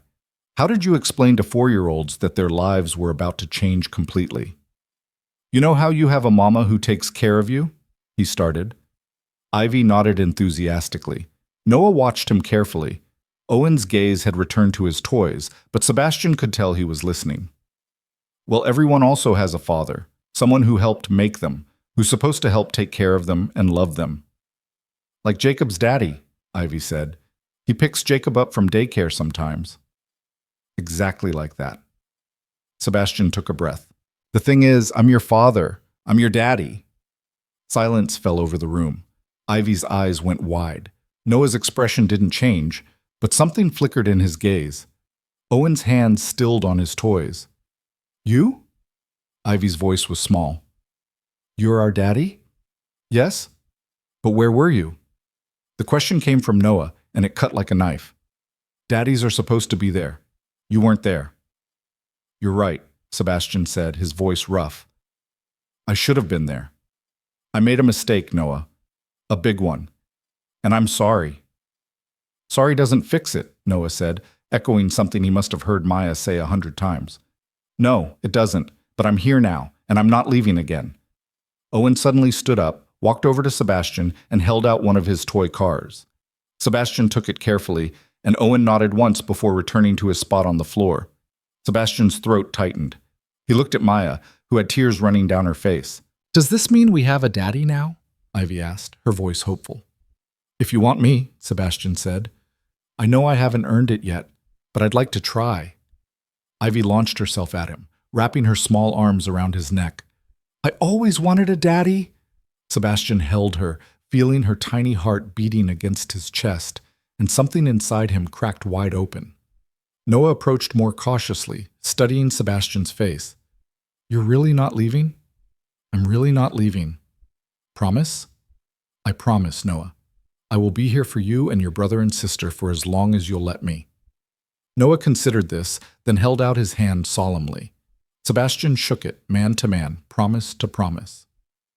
Owen remained where he was, lining up his cars, but he was humming now. A sound Maya had told Sebastian meant he was content. There's something else, Sebastian said gently. This afternoon, I'm going to talk to some people with cameras, reporters, and I'm going to tell them about you guys, about being your father. Why? Noah asked. Because I'm proud of you, and because I don't want to hide you. I want the whole world to know that you're mine. Will we be on TV? Ivy's eyes sparkled. Maybe. Is that okay? Ivy nodded enthusiastically. Noah looked less certain. Owen didn't respond. It might get weird for a little while, Sebastian continued. People might take pictures, might ask questions, but I promise I'll keep you safe. Okay, Ivy said trustingly. Noah's gaze moved to his mother. Mama, is this okay? Maya wiped her eyes. Yeah, baby, it's okay. It was far from okay, Sebastian knew. This was terrifying for her, trusting him with their children's safety after he'd failed so spectacularly before. But she was doing it anyway. That afternoon, Sebastian stood in front of a room full of reporters and cameras and told the truth. He explained that he had 3 children he hadn't known about until recently. He publicly claimed them as his. He acknowledged his broken engagement and his departure from the Vale family business. And he made it very clear that anyone who came after his children would regret it. The questions came fast and furious. Where was the mother? What were the children's names? Was he seeking custody? Had there been a paternity test? Sebastian answered what he could and deflected what he couldn't. And when one particularly aggressive reporter asked if he was worried about exposing his children to danger, Sebastian's expression went cold. I'm more worried about what I'll do to anyone who threatens them, he said quietly. Next question. The press conference ended. Sebastian returned to his penthouse to find Eli waiting with news. It's chaos out there, Eli reported. Social media is losing its mind. The Vale family released a statement essentially cutting you off, and he paused. There's been chatter about the Kozlovs. Sebastian's blood ran cold. What kind of chatter? They're interested in you walking away from Victor's protection, in the children. Eli's expression was grim. We need to increase security, boss. Now. Do it, whatever it takes. That night, Sebastian returned to Brooklyn. Maya opened the door looking exhausted. It's everywhere, she said. Every channel, every website, pictures of this building, reporters asking neighbors about us. I'm sorry. Don't. She held up a hand. You warned me. I knew this was coming. It's a lot. I know. I've arranged security. There'll be someone watching the building 24/7, and I want you and the kids to move. Move where? I have a property in Brooklyn Heights. Townhouse, private, secure. You'd each have your own room. There's a yard. Good schools nearby. Maya's jaw tightened. We're not your charity case, Sebastian. You're the mother of my children. Let me keep you safe. They stared at each other, the old hurt and the new hope tangled between them. Finally, Maya nodded. Okay, but we're paying rent. Maya said, Rent, Sebastian, or we don't move. He could see there was no arguing with her. Fine. $1 a month. You're impossible. I learned from the best, he said, and was rewarded with the ghost of a smile. But that night, as Sebastian sat in his too-empty penthouse, his phone buzzed with a message from an unknown number. Cute kids. Would be a shame if something happened to them. Sebastian stared at the message, ice flooding his veins. Then he forwarded it to Eli with one word. Find them. The war had begun. Sebastian didn't sleep that night. He sat in his study with every light blazing, forwarding the threatening text to every contact he had in law enforcement, private security, and the darker corners of the world he'd once inhabited. By 3 a.m, Eli had traced the burner phone to a convenience store in Queens, purchased with cash, untraceable beyond that point. The Kozlovs were making their move. At 6 a.m., Sebastian was back in his car, heading to Brooklyn. He'd already arranged for a security team to set up outside Maya's building, and now he needed to convince her to move immediately, not next week or when it was convenient. Now. Today. Before the threat became action. Maya opened the door in her pajamas, her hair a mess, exhaustion written into every line of her face. Behind her, Sebastian could hear the sounds of children waking up, Ivy's cheerful chatter, Owen's humming, Noah's quieter voice asking questions. It's 6 a.m, Maya said. We need to move you today. Something in his tone made her straighten. What happened? Sebastian showed her the text. He watched the color drain from her face as she read it once, twice, 3 times. Oh my God, she whispered. I have people tracking down the source, but in the meantime, I need you and the kids somewhere secure. The townhouse is ready. We can have you moved in by noon. Sebastian, I can't just... Maya stopped, looking back at the apartment where her children slept. I have a business. I have obligations. You have children who are being threatened. Don't you think I know that? Her voice cracked. Don't you think I've been terrified every single day for 4 years that someone would find out about them? That someone would use them to hurt you? This is exactly what I was afraid of. I know. No, you don't know. Maya's whisper turned sharp. You had one threatening text and you're ready to uproot our entire lives. I've had 4 years of fear, 4 years of looking over my shoulder, 4 years of checking every shadow and jumping at every strange car and lying awake wondering if today was the day someone figured out who their father was. Sebastian felt like he'd been punched. Maya. And now it's happening. Now the exact thing I was terrified of is coming true. And you're standing here telling me to trust you, to let you protect us, when you're the reason we need protection in the first place. Her voice had risen enough that small footsteps approached from the bedroom. Noah appeared in the doorway, his gray eyes worried. Mama? Why are you yelling? Maya took a shaky breath. I'm sorry, baby. I'm just talking to Sebastian about grown-up things. Are we in trouble? No, sweetheart. Everything's fine. But Noah looked at Sebastian, and those two perceptive eyes saw right through the lie. Something bad is happening. Sebastian knelt down to Noah's level. Something potentially bad might happen. Which is why we're going to make sure you and your brother and sister are somewhere very safe. How safe? So safe that nothing and nobody can hurt you. Noah considered this. Is someone trying to hurt us? Sebastian looked at Maya, silently asking permission. She nodded reluctantly. Maybe, Sebastian said honestly. I don't know for sure, but I'm not going to wait to find out. I'm going to keep you safe before anything bad can happen. Because you're our daddy now? Because I'm your father, and that's what fathers do. Noah studied him for a long moment, then nodded. Okay, I'll help pack. He disappeared back into the bedroom, and Sebastian heard him wake up his siblings with the news that they were going on an adventure. Ivy's excited squeal followed, and even Owen's humming took on a brighter quality. Maya leaned against the doorframe, looking defeated. You can't just promise them safety, Sebastian. You can't control everything. No, but I can control more than you can alone. He stood, moving closer but not touching. I know I'm the reason you're in danger. I know this is my fault. But Maya, I can't change the past. All I can do is try to protect you now. Please, let me do that. She closed her eyes. The townhouse. How secure is it really? Former safe house. Reinforced doors and windows. Security system connected directly to a private firm. Panic room. And I'll have armed guards outside 24/7. That sounds like a prison. It sounds like safety. Sebastian's voice was gentle. Just until I can neutralize the threat. Once the Kozlovs understand that coming after you means war with me, they'll back off. And if they don't, then I'll make them back off. The cold certainty in his voice made Maya's eyes open. She looked at him like she was seeing someone different, not the man who'd broken her heart 4 years ago, or the one who'd shown up with furniture and promises, but someone harder, someone dangerous. That's who you really are, isn't it? She said quietly, under the nice sweaters and the gentle voice. You're still Victor Vale's grandson. I'm still a lot of things, but right now, I'm a father who will do whatever it takes to keep his children safe. Sebastian met her gaze steadily. So tell me, Maya, are we moving today or not? She looked past him to where the kids were already pulling clothes out of drawers, treating the sudden move like an exciting game.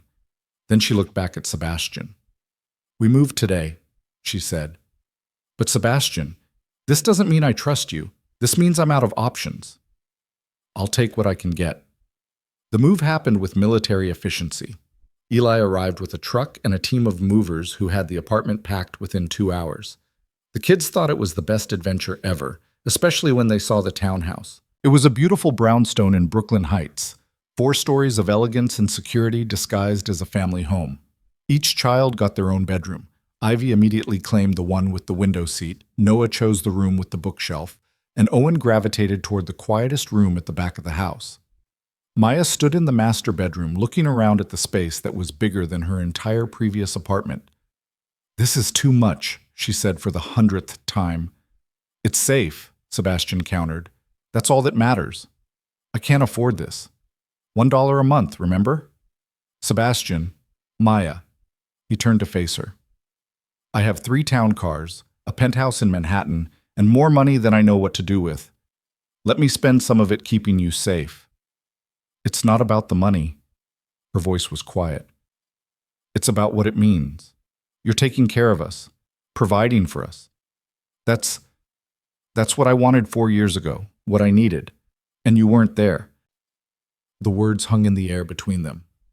You're right, Sebastian said finally. I wasn't there. I made a choice to walk away and you paid the price. You and the kids paid the price, and I can't undo that. He paused.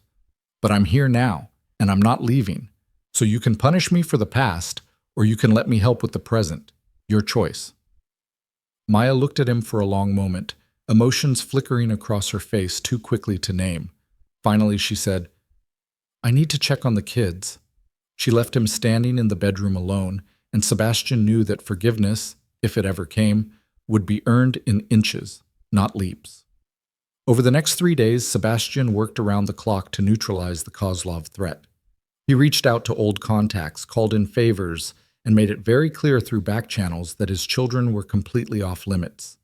Anyone who touched them would face consequences that made death look merciful. The responses came back slowly. Some contacts were supportive. Others were skeptical that Sebastian could back up his threats without the Vale family resources behind him. A few simply ignored him, assuming his grandfather's disownment had made him irrelevant. Those were the ones Sebastian made examples of. A rival family that had been encroaching on Vale territory suddenly found their operation shut down by federal raids. A corrupt politician who'd been in the Kozlov pocket discovered his offshore accounts had been frozen. A weapons dealer who'd sent a message suggesting Sebastian was now vulnerable woke up to find every one of his shipments intercepted. The message spread quickly. Sebastian Vale might be cut off from his family, but he was far from powerless. On the 4th day, Eli brought news. The Kozlovs want to meet. Sebastian looked up from the security reports he'd been reviewing. When? Tonight, neutral territory. They're proposing the restaurant in Little Odessa. That's their territory, not neutral. I know, but they're insisting. Eli's expression was grim. They also said to come alone. Absolutely not. Boss, if we refuse, then we refuse. I'm not walking into a Kozlov stronghold alone. Sebastian stood, pacing. Tell them I'll meet with them, but location is my choice and I'm bringing security. They won't like it. I don't care what they like. Those are my terms. Eli made the call while Sebastian tried to control the anxiety clawing at his chest. He dealt with the Kozlovs before, back when he had Victor's full backing and the weight of the Vale name behind every word. Now he was operating alone, and they knew it, but they'd also seen what he could do in just 3 days. Hopefully, that would be enough to make them think twice about pushing. Eli hung up. They agreed. Tomorrow, 2 p.m., at the warehouse district. You can bring 2 people. You and Marcus, Sebastian decided. Marcus was their best security specialist, former special forces, and absolutely loyal. What about Maya? She needs to know about this. She's already terrified. I'm not adding to it until I know what we're dealing with. Boss, I'll tell her after the meeting. Sebastian's voice was final. Right now, she and the kids are safe in the townhouse. That's all that matters. But when Sebastian showed up at the townhouse that evening to have dinner with the kids, a routine he'd established over the past few days, he found Maya waiting for him in the kitchen with her arms crossed and fire in her eyes. I heard about the meeting, she said without preamble. Sebastian froze. How? I'm not an idiot, Sebastian. I've been living in fear of these people for 4 years. I have contacts, people who keep me informed. She stepped closer. You were going to go meet with the Kozlovs and not tell me? I didn't want to worry you. I'm already worried. I've been worried since the moment you walked back into our lives. Her voice rose, then dropped as she remembered the children upstairs. You can't just make decisions like this without telling me. These are my children too. I know that. Do you? Because from where I'm standing, it looks like you're making all the choices and expecting me to just go along with it. Sebastian ran a hand through his hair. What do you want me to do, Maya? Ask your permission before I try to protect our family? I want you to include me. I want to know what's happening. I want... She stopped, her voice breaking. I want to feel like we're partners in this, not like I'm just some damsel you're rescuing. The words hit home. Sebastian looked at this woman who'd survived 4 years alone, who'd raised 3 children through poverty and fear and exhaustion, who'd built a life out of nothing without anyone's help. You're right, he said quietly. I'm sorry. I should have told you. Maya blinked, clearly surprised by the quick concession. Oh. The meeting is tomorrow at 2. The Kozlovs want to discuss terms. What kind of terms? I don't know yet, but I'm guessing they want to negotiate some kind of understanding. I've made it expensive for them to come after us. Now they want to see if there's a cheaper option. And if there isn't? Then we go to war.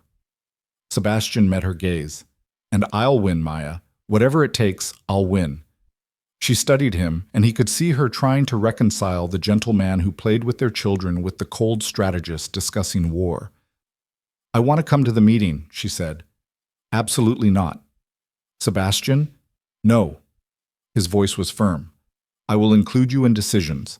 I will tell you what's happening, but I will not bring you into a room with people who've already threatened our children. That's non-negotiable." They stared at each other, neither willing to back down. "Daddy?" Ivy's voice called from upstairs.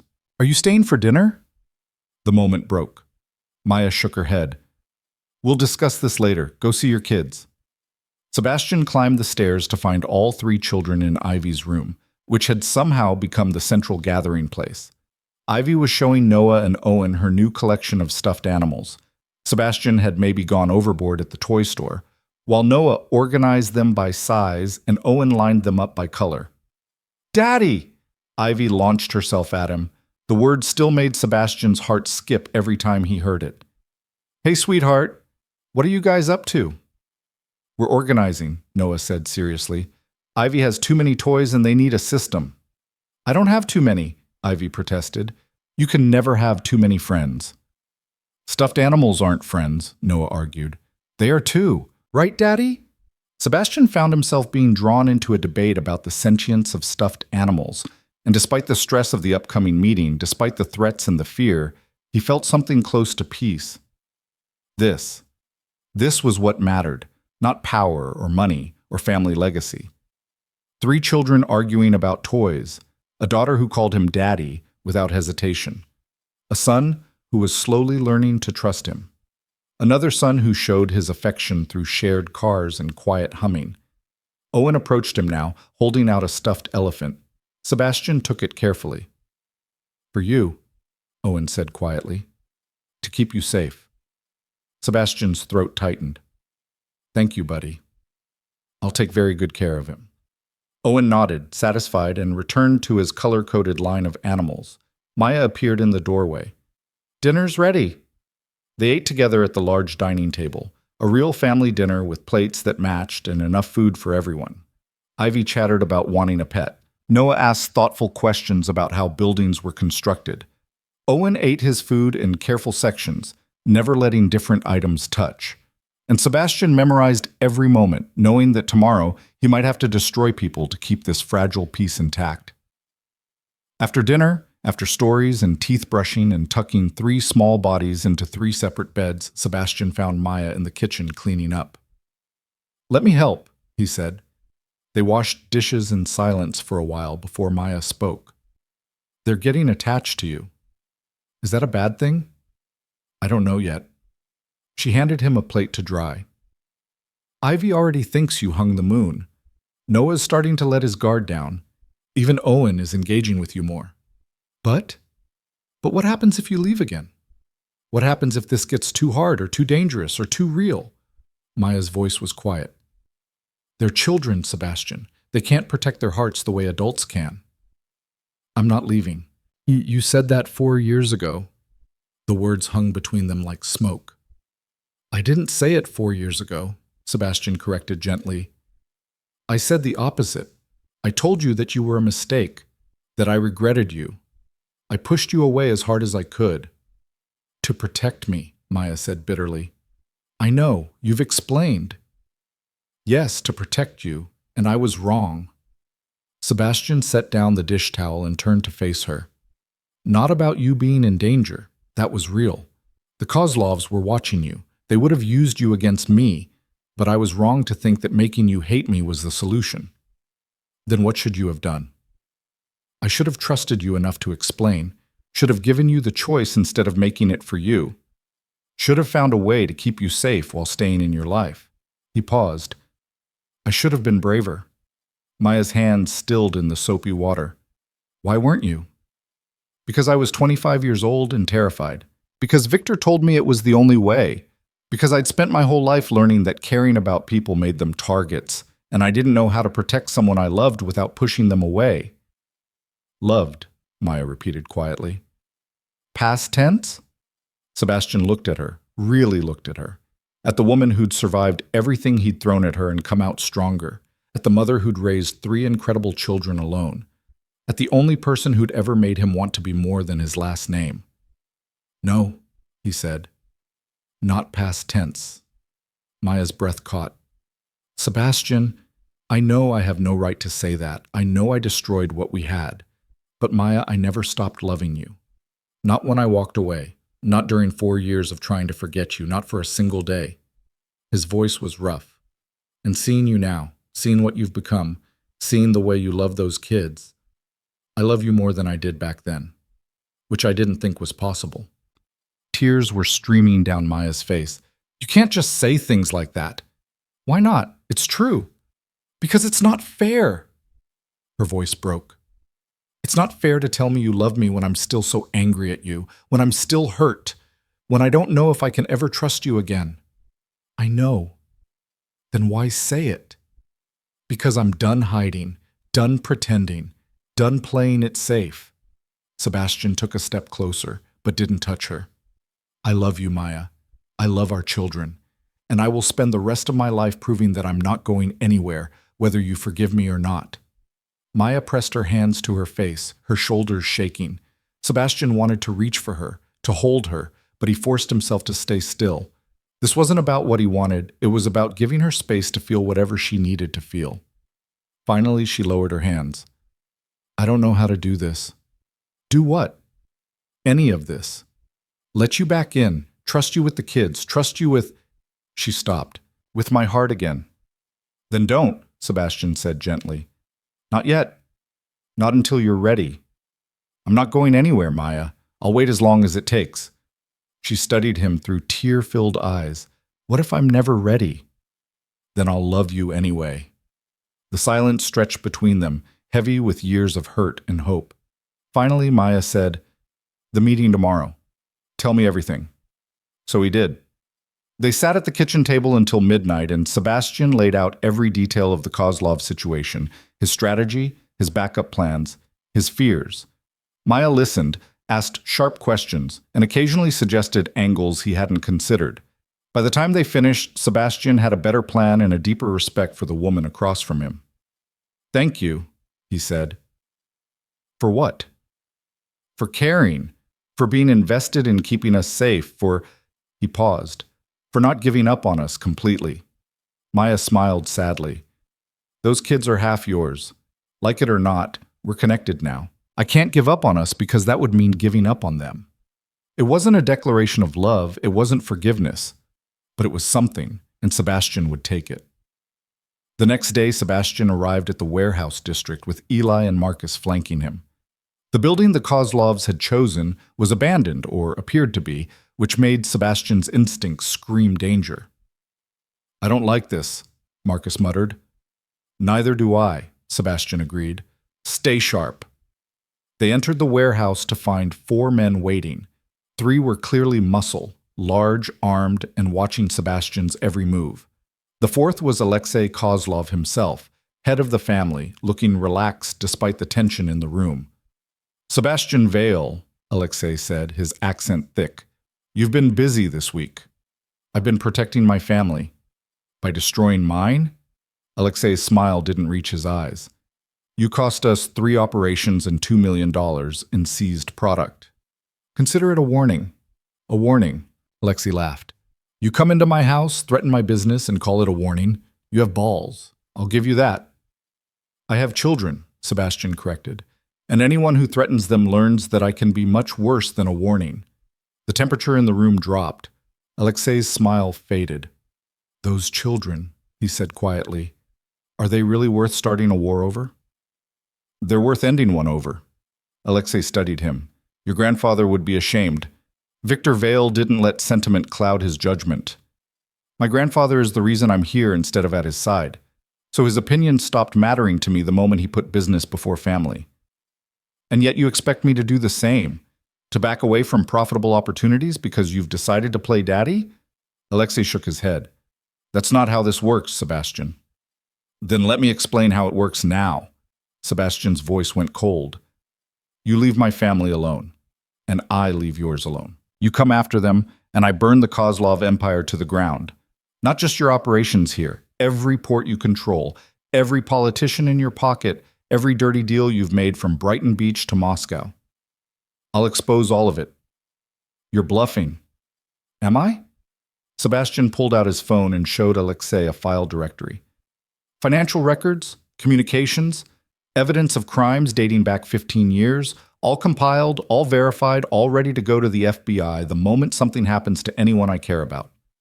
Alexei's expression darkened. How did you... I learned from the best, remember? Victor Vale kept files on everyone, and when he disowned me, I took copies. Sebastian pocketed his phone. So here's the deal. You back off. You tell everyone in your organization that Sebastian Vale's family is untouchable, and in return, these files stay buried. And if I refuse, then we both lose. Your empire crumbles, and I spend the rest of my life in hiding. But Alexei, I'm willing to lose everything for my children. Are you? The two men stared at each other across the warehouse floor. Sebastian could feel Eli and Marcus tensing beside him, ready for violence. Finally, Alexei laughed, a genuine sound. You really are Victor's grandson. He would have made the same play. I'm nothing like Victor. No, you're better. Because you have something to fight for beyond power. Alexei nodded slowly. Okay, Sebastian Vale, we have a deal. Your family is off limits, but this protection only extends to them. You come after my business again, and all bets are off. Understood. They shook hands, and Sebastian felt the knot in his chest loosen slightly. It wasn't perfect. It wasn't even safe, really. But it was a détente, and that was more than he'd had yesterday. As Sebastian and his team left the warehouse, Eli said quietly, You really have those files? Most of them. The rest I bluffed. And if he'd called your bluff? Sebastian thought about 3 children sleeping safely in a townhouse in Brooklyn Heights, about a woman who'd raised them alone and was slowly, carefully considering whether to trust him again. Then I would have found a way to make it real, he said simply. That evening, he returned to the townhouse to find chaos. Maya was on the phone with someone, her voice tight with stress. The kids were nowhere to be seen. What's wrong? Sebastian asked immediately. Maya held up a finger, finishing her conversation. When she hung up, her expression was strained. CPS called. They want to do their 3-month follow-up early, tomorrow morning. Why? They got another anonymous report, this time claiming that you're using the children as leverage in criminal activities. Maya's laugh was bitter. Someone's not giving up. Sebastian's jaw clenched. It's not the Kozlovs. We just made a deal. Then who? The answer hit him like a freight train. Clarissa, your ex-fiancée? She knows about CPS. She knows it's your weak point, and she's vindictive enough to keep pushing even after I've walked away. Sebastian pulled out his phone. I'll handle this. How? By making very clear that threatening my children through legal channels is still threatening my children. He made 3 calls. The first was to his lawyer arranging for representation at the CPS visit. The second was to a private investigator requesting immediate surveillance on Clarissa Hart. The third was to Clarissa herself. She answered on the first ring. I wondered when you'd call. Stop, Sebastian said simply. Stop what? The CPS reports, the harassment, whatever game you're playing. I have no idea what you're talking about, but he could hear the smile in her voice. Clarissa, I walked away from you, from the engagement, from the life you wanted. That should be enough. Should be, but isn't. Her voice turned cold. You humiliated me, Sebastian, made me a laughingstock. So if you think I'm going to just let you play happy family while I pick up the pieces of my reputation, those are children, Sebastian interrupted. Innocent children who've done nothing to you. They exist. That's enough. Clarissa paused. Here's what's going to happen. You're going to come back, apologize publicly, reinstate the engagement, and send that woman and her brats back to whatever hole they crawled out of. Or I'm going to make sure CPS finds reasons to remove those children every single month until they turn 18. White-hot rage flooded through Sebastian. You're threatening my children. I'm protecting my future. There's a difference. No, Sebastian said quietly. There's not. And Clarissa, you just made the biggest mistake of your life. He hung up before she could respond and immediately called his investigator back. New priority. I want everything on Clarissa Hart. Every secret, every mistake, every skeleton in her perfect closet, and I want it by morning. Maya was watching him with wide eyes. What are you going to do? Whatever it takes to keep our family safe, Sebastian said. And for the first time, Maya didn't look afraid of his answer. The investigators' report arrived at 5 in the morning. Sebastian had been awake for hours, running on coffee and fury, and the thick file that appeared in his email inbox was exactly what he needed. Clarissa Hart wasn't as clean as her family pretended. There were DUIs that Daddy had made disappear, a pattern of harassment against former staff members who'd been paid off and silenced, evidence of academic fraud at her prestigious university, and most damningly, communication with a known blackmailer who specialized in destroying reputations. Sebastian forwarded everything to his lawyer with a simple message: prepare a cease and desist, and make it clear what happens if she refuses. By 7 a.m., he was at the townhouse. Maya opened the door already dressed, her face tight with stress. CPS is coming at 9, she said. The kids know something's wrong. Ivy won't stop asking questions, and Owen's been stimming since he woke up. Where are they now? Trying to eat breakfast. But Noah keeps watching the door like he's expecting something bad to walk through it. Sebastian's heart clenched. Can I see them? Maya stepped aside and Sebastian walked into the kitchen to find 3 small faces looking up at him with varying degrees of worry. Even Ivy's usual brightness was dimmed. Hey guys, Sebastian said gently, pulling out a chair. I heard you're having a tough morning. The lady is coming back, Noah said quietly. The one who asks questions. Miss Patricia, yes, she's just checking in to make sure you're all happy and healthy. But we are happy, Ivy protested. We have our own rooms and lots of toys, and you come see us every day. Why does she need to check? Because it's her job to make sure all kids are safe and loved, Sebastian explained.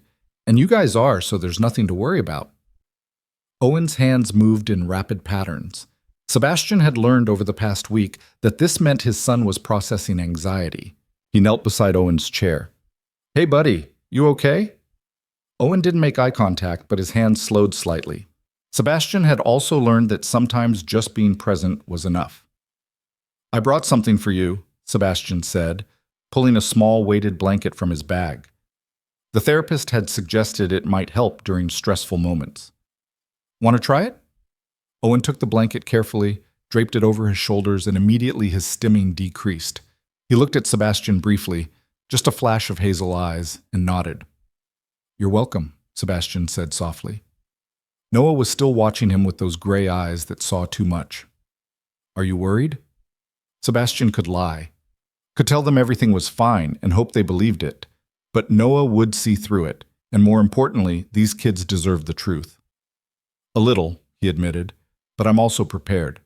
And I'm going to make sure nothing bad happens to you guys. That's a promise. You keep saying that, Noah observed. Promises. Because I mean them. Daddy? Ivy's voice was small. If the lady takes us away, will you come get us back? The question broke Sebastian's heart. She's not going to take you away, sweetheart. But if somehow, impossibly, anything like that happened, yes, I would move heaven and earth to bring you home. Ivy climbed into his lap, wrapping her small arms around his neck. I love you, Daddy. It was the first time any of them had said it. Sebastian's throat closed up completely. I love you too, Ivy. So much. Noah approached more cautiously, but he came. And Owen, still wrapped in his weighted blanket, shifted closer until his shoulder touched Sebastian's arm. Maya stood in the doorway watching, tears streaming down her face, and Sebastian knew that whatever happened with CPS today, this moment was real. This family was real, and he would protect it with everything he had. Patricia Reeves arrived at 9 o'clock sharp, accompanied by another caseworker Sebastian didn't recognize. His lawyer, Jennifer Morrison, was already there, looking professional and slightly intimidating. Ms. Bennett, Mr. Vale, Patricia said politely. This is my colleague, David Chen. We're here for the follow-up visit we discussed. Of course, Maya said, her voice steady despite the tension Sebastian could see in her shoulders. Please come in. The next hour was excruciating.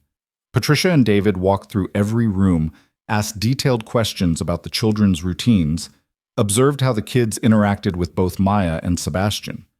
They requested documentation of school enrollment, medical care, therapy sessions. Jennifer provided everything smoothly, along with additional materials they hadn't requested. Character references, financial statements showing Sebastian's legitimate business ventures, security reports demonstrating the children's safety. Noah answered questions with his usual seriousness. Ivy was her charming self, showing the caseworkers her room and her favorite toys. Owen initially refused to engage, but when Patricia gently asked about his car collection, he carefully showed her how he organized them by color and model. They seem very settled, David observed, much more so than in the initial report. They're happy here, Maya said firmly. They have stability, security, everything they need. Patricia made notes.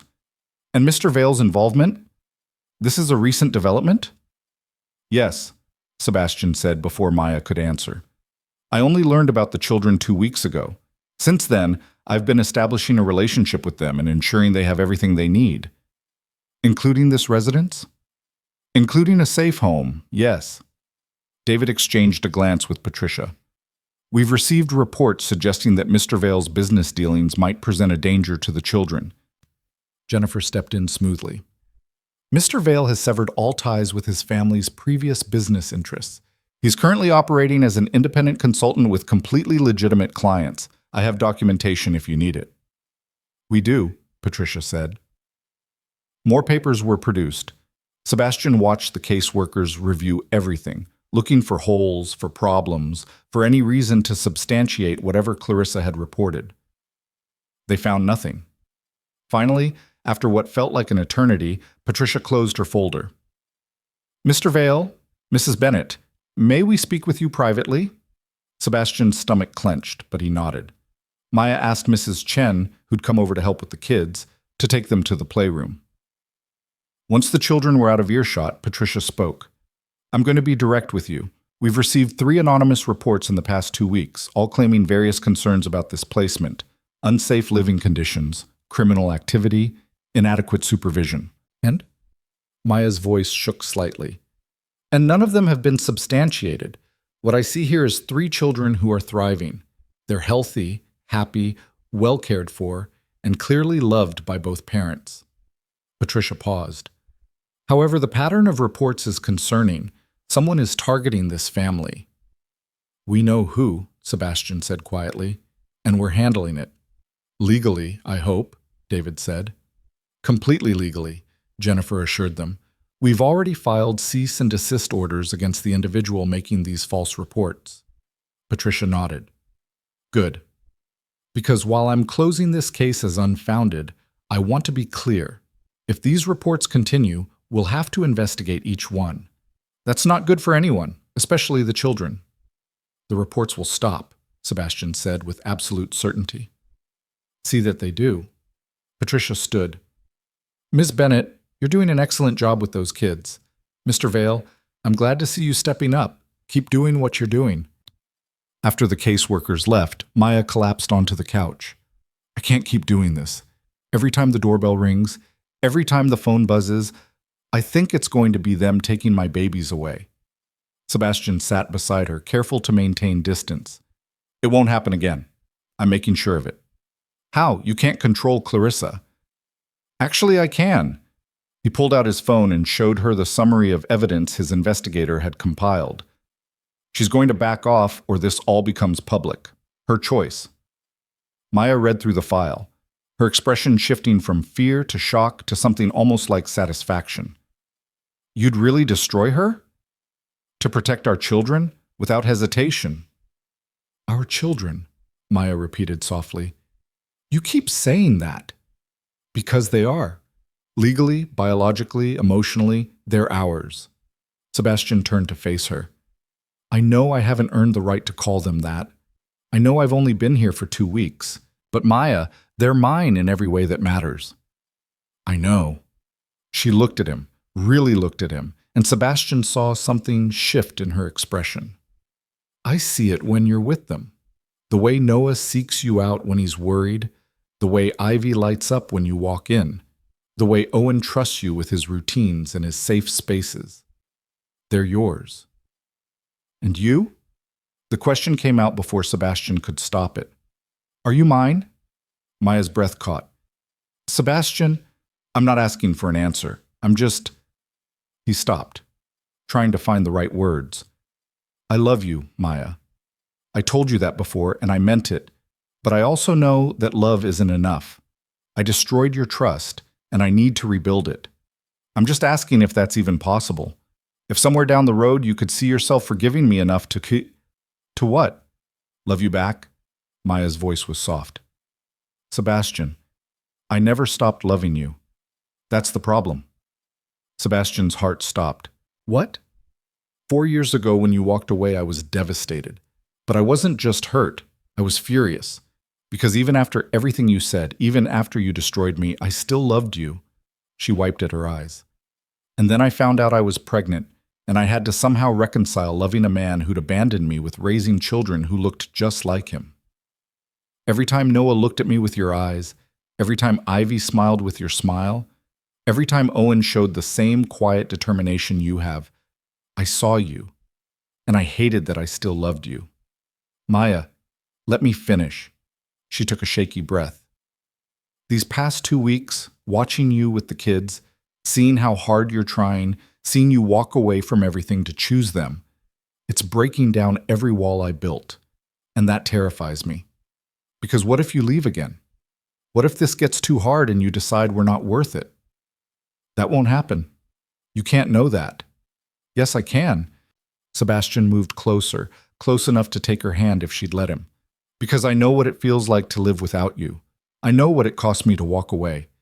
And Maya, I would rather die than feel that way again. She was crying openly now. You hurt me so badly. I know. And I'm sorry. I'm so sorry. His own voice broke. I wish I could go back and make different choices. I wish I'd trusted you enough to tell you the truth. I wish I'd been there when you found out about the pregnancy, when you gave birth, when you struggled to keep them fed and safe. I wish I'd been the man you needed me to be. But you weren't. No. But I'm here now. And I'm not the same person I was 4 years ago. I'm not Victor's puppet anymore. I'm not afraid of choosing love over power. I'm just... He paused. I'm a man who loves you and our children more than anything in this world. And if you'll give me a chance, I'll spend the rest of my life proving it. Maya looked at their hands. She'd let him take hers at some point without him noticing. I don't know if I can do this. Then don't. Not yet. Sebastian squeezed her hand gently. But don't shut me out completely. Let me keep showing up. Let me keep being here for the kids, for you. And maybe someday you'll be able to trust me again. She nodded slowly. Okay. But Sebastian, I need time. I need to see that this is real, that you're not going to disappear when things get complicated. Take all the time you need. I'm not going anywhere. They sat together in silence, hands linked, years of hurt beginning to heal in inches. The sound of small feet running broke the moment. Ivy burst into the room, followed by her brothers. Is the meeting over? Can we play now? Ivy's energy was back in full force. Meeting's over, Maya confirmed, wiping her eyes. What do you want to play? Can Daddy stay? Ivy looked at Sebastian hopefully. Please? Sebastian looked at Maya, who nodded. I can stay. The afternoon dissolved into the kind of domestic chaos Sebastian was learning to love. They built elaborate block towers that Owen organized and Ivy gleefully knocked down. They read stories with Noah providing detailed commentary on plot holes. They had an impromptu dance party in the living room that left everyone breathless and laughing.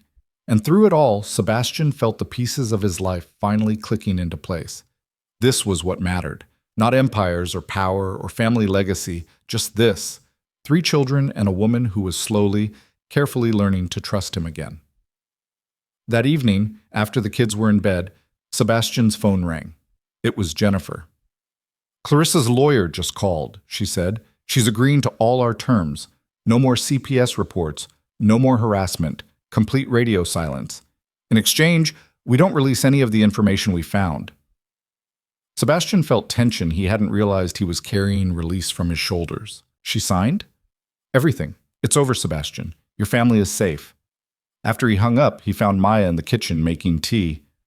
That was my lawyer. Clarissa backed down, signed a legally binding agreement to leave us alone. Maya turned to him, hope blooming across her face. Really? Really. It's over. She sagged against the counter. Oh, thank God. I was so scared that this would never end, that we'd be looking over our shoulders forever. We're safe now. The Kozlovs have agreed to leave us alone. Clarissa is legally bound to stop. And I've made it very clear to anyone else who might be interested that this family is completely off limits. Sebastian moved closer. You can breathe, Maya. We're safe. She launched herself at him without warning, wrapping her arms around his neck. Sebastian caught her automatically, holding her close, breathing in the scent of her hair and feeling her heart beating against his chest. Thank you, she whispered. Thank you for keeping us safe. Always, he promised. For as long as I'm breathing, I'll keep you safe. They stood there for a long moment, holding each other, before Maya pulled back slightly. Her eyes were wet, but she was smiling. I think, she started, then stopped. I think maybe I'm ready. Ready for what? To try. To see if we can be something again. Not right away, but eventually. She looked up at him. You've been showing up every day for 2 weeks. You've protected us, fought for us, chosen us over everything else. Maybe it's time I stopped waiting for you to leave and started believing you'll stay. Sebastian's heart felt too big for his chest. Are you sure? No, Maya admitted. I'm terrified. But I'm tired of being afraid, and I'm tired of loving you from a distance. So maybe we could try? Slowly? As slow as you need, Sebastian promised. He cupped her face gently. Maya Bennett, I am going to court you like we're starting fresh. I'm going to take you on dates and bring you flowers and earn your trust one day at a time. And when you're ready, if you're ready, I'm going to ask you to marry me. For real this time. Not an arranged engagement or a business transaction. Just me asking you to spend your life with someone who loves you more than he loves breathing.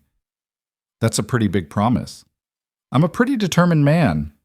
He smiled. Besides, I have 3 very persuasive assistants who keep asking when Mama and Daddy are going to get married like their friends' parents. Maya laughed through her tears. They've been asking you that? Every single day. Ivy has strong opinions about what kind of dress you should wear. Of course she does.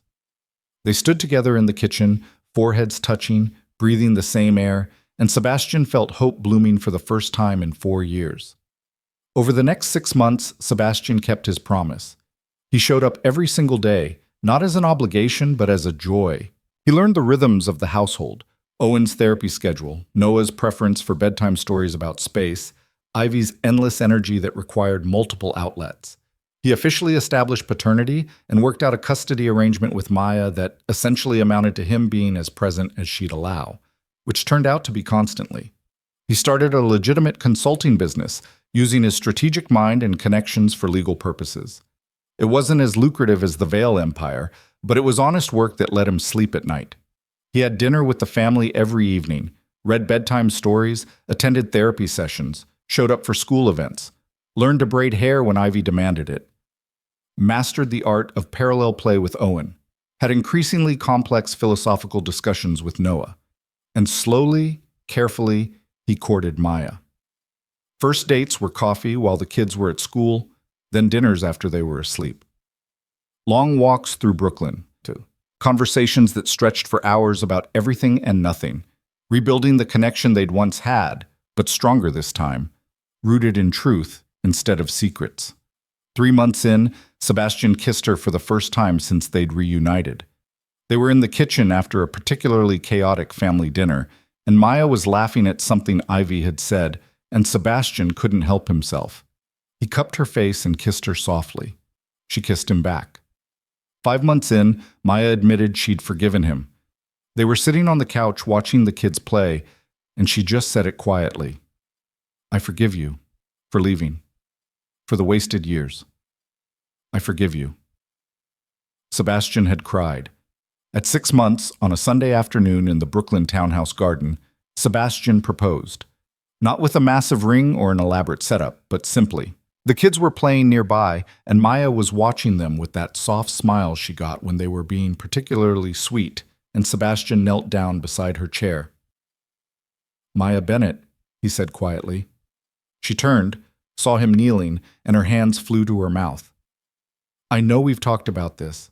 I know you said someday, but I can't wait anymore." Sebastian pulled out a simple gold band with a single diamond, elegant and understated, just like her.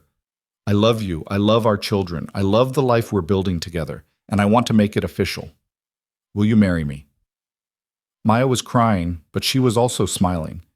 "Yes. Yes. Absolutely yes." The kids erupted in cheers. They'd been in on the plan, and Ivy had been nearly bursting with the secret for days. They got married 3 months later in a small ceremony in the townhouse garden. Just family and close friends, no press, no spectacle, no society columns. Ivy was the flower girl and took her job very seriously. Noah and Owen were ring bearers walking down the aisle, together with Owen's hand in Noah's. Victor Vale didn't attend. Sebastian had sent an invitation more out of courtesy than expectation, and it had been returned unopened. But Richard Hart attended, surprisingly. He found Sebastian before the ceremony started. "I owe you an apology," Richard said stiffly. "I was wrong about a lot of things, about what mattered, about what made a good man." He paused. "My daughter is bitter and angry, but I see what you've built here. It's real, and it's good." "Thank you," Sebastian said, surprised by the gesture. "Take care of them," Richard said, looking at Maya in her simple white dress, surrounded by 3 excited children. "They're the real empire." "I know." The ceremony was short and sweet. Maya cried. Sebastian cried.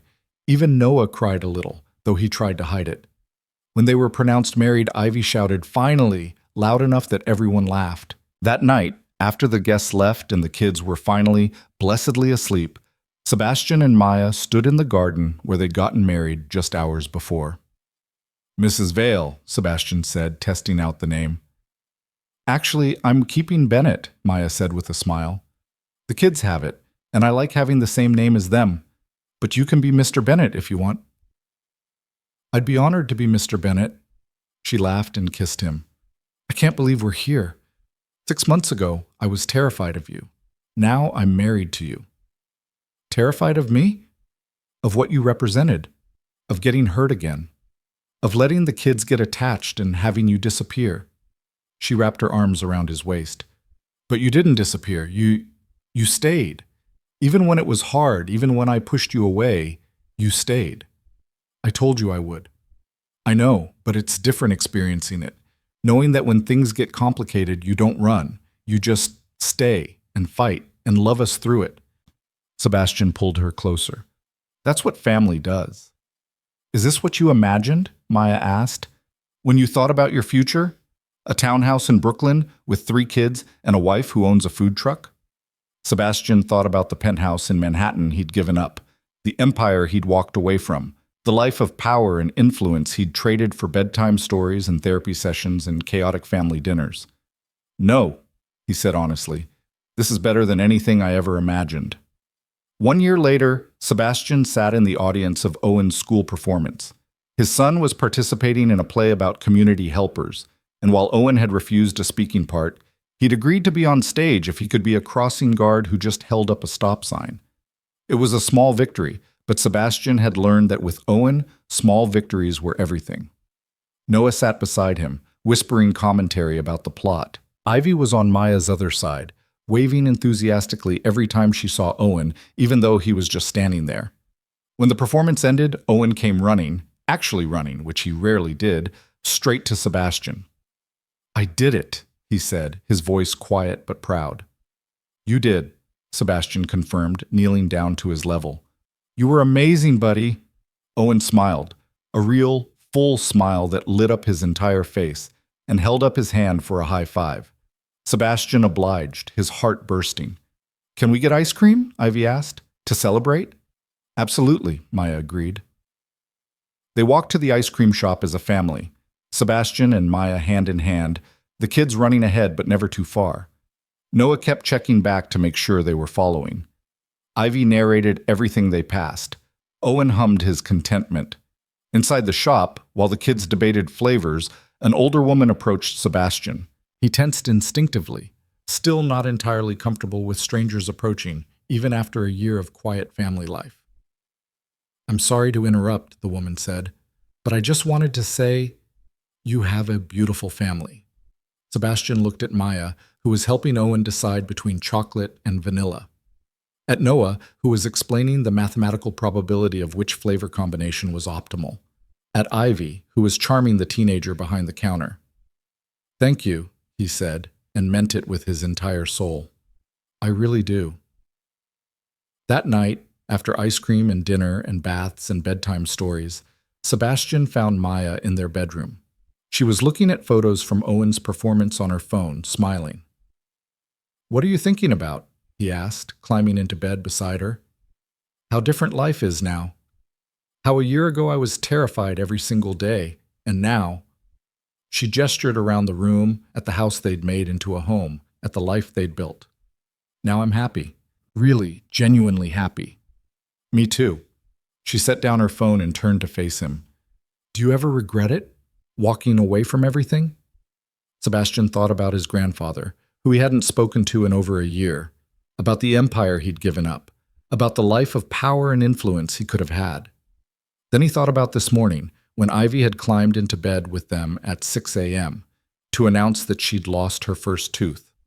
About yesterday, when Noah had asked him to help with a school project about families. About last week, when Owen had let Sebastian hug him for a full 30 seconds without pulling away. "Not even for a second," he said truthfully. Maya kissed him softly. "Good, because you're stuck with us now." Best decision I ever made. Outside their window, Brooklyn hummed with evening life. Somewhere across the river, the Manhattan skyline glittered with the promise of power and wealth and everything Sebastian had walked away from. But inside this brownstone, in this bed, with this woman beside him and 3 children sleeping safely down the hall, Sebastian Vale had everything he'd ever actually needed. He had a family who loved him not for his name or his money or his connections, but for who he was when he showed up every day. For the father who learned to braid hair and memorize therapy techniques and play endless games of hide and seek in a house too small to really hide. For the man who chose them over everything else and never once looked back. 2 years after that, Victor Vale died. The funeral was elaborate, attended by hundreds of people who'd feared or courted or depended on him. Sebastian attended with Maya by his side, wearing a simple black suit, and felt nothing but a distant sadness for what might have been if Victor had been a different kind of man. The will reading was contentious. Victor had left the empire to a cousin, pointedly excluding Sebastian entirely. But there was one bequest that surprised everyone. A letter, sealed and addressed to Sebastian. He opened it in the car with Maya reading over his shoulder. "Sebastian, by the time you read this, I'll be gone. Good. I don't want to see the disappointment in your face when you realize I never understood what you were trying to tell me. I built an empire. You built a family. I thought empires lasted forever and families were weaknesses to be managed. I was wrong. I watched you from a distance this past year, saw the photos in the paper of you at your son's school play, read about your legitimate business ventures, heard through contacts that you were happy. I still don't understand how you could walk away from everything I built. But I'm beginning to understand that maybe what I built wasn't worth keeping. Take care of those children. They're your legacy now. Make it better than mine. V." Sebastian stared at the letter for a long time. It wasn't an apology. Victor Vale didn't apologize, but it was something, an acknowledgement, a benediction of sorts. "Are you okay?" Maya asked softly. "Yeah," Sebastian said, folding the letter carefully. "I think I am." He never shared the letter publicly. It went into a box in the back of the closet, a final message from a man who'd shaped Sebastian's life in ways both destructive and, inadvertently, constructive. Because without Victor's cruelty, Sebastian might never have learned what really mattered. 5 years after the wedding, Sebastian and Maya sat in the audience of Owen's middle school graduation. Their son walked across the stage to receive his diploma, and while he didn't make eye contact with the audience, he was smiling. Smiling because he had accomplished something hard, smiling because he was proud of himself. Noah was giving the class speech, something thoughtful about journeys and destinations that had the entire auditorium quiet and attentive. Ivy was fidgeting beside Sebastian, already planning her own future graduation speech, even though she had years to go. After the ceremony, they went to dinner at a small restaurant in Brooklyn, the one Maya had opened 2 years ago, funded partially by Sebastian's consulting business and partially by a small business loan she'd insisted on taking out herself.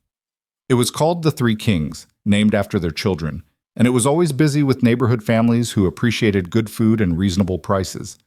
Tonight, though, the restaurant was closed for a private party, just family and close friends celebrating Owen's graduation. Eli was there with his wife, Mrs. Chen, who'd become like a grandmother to the kids.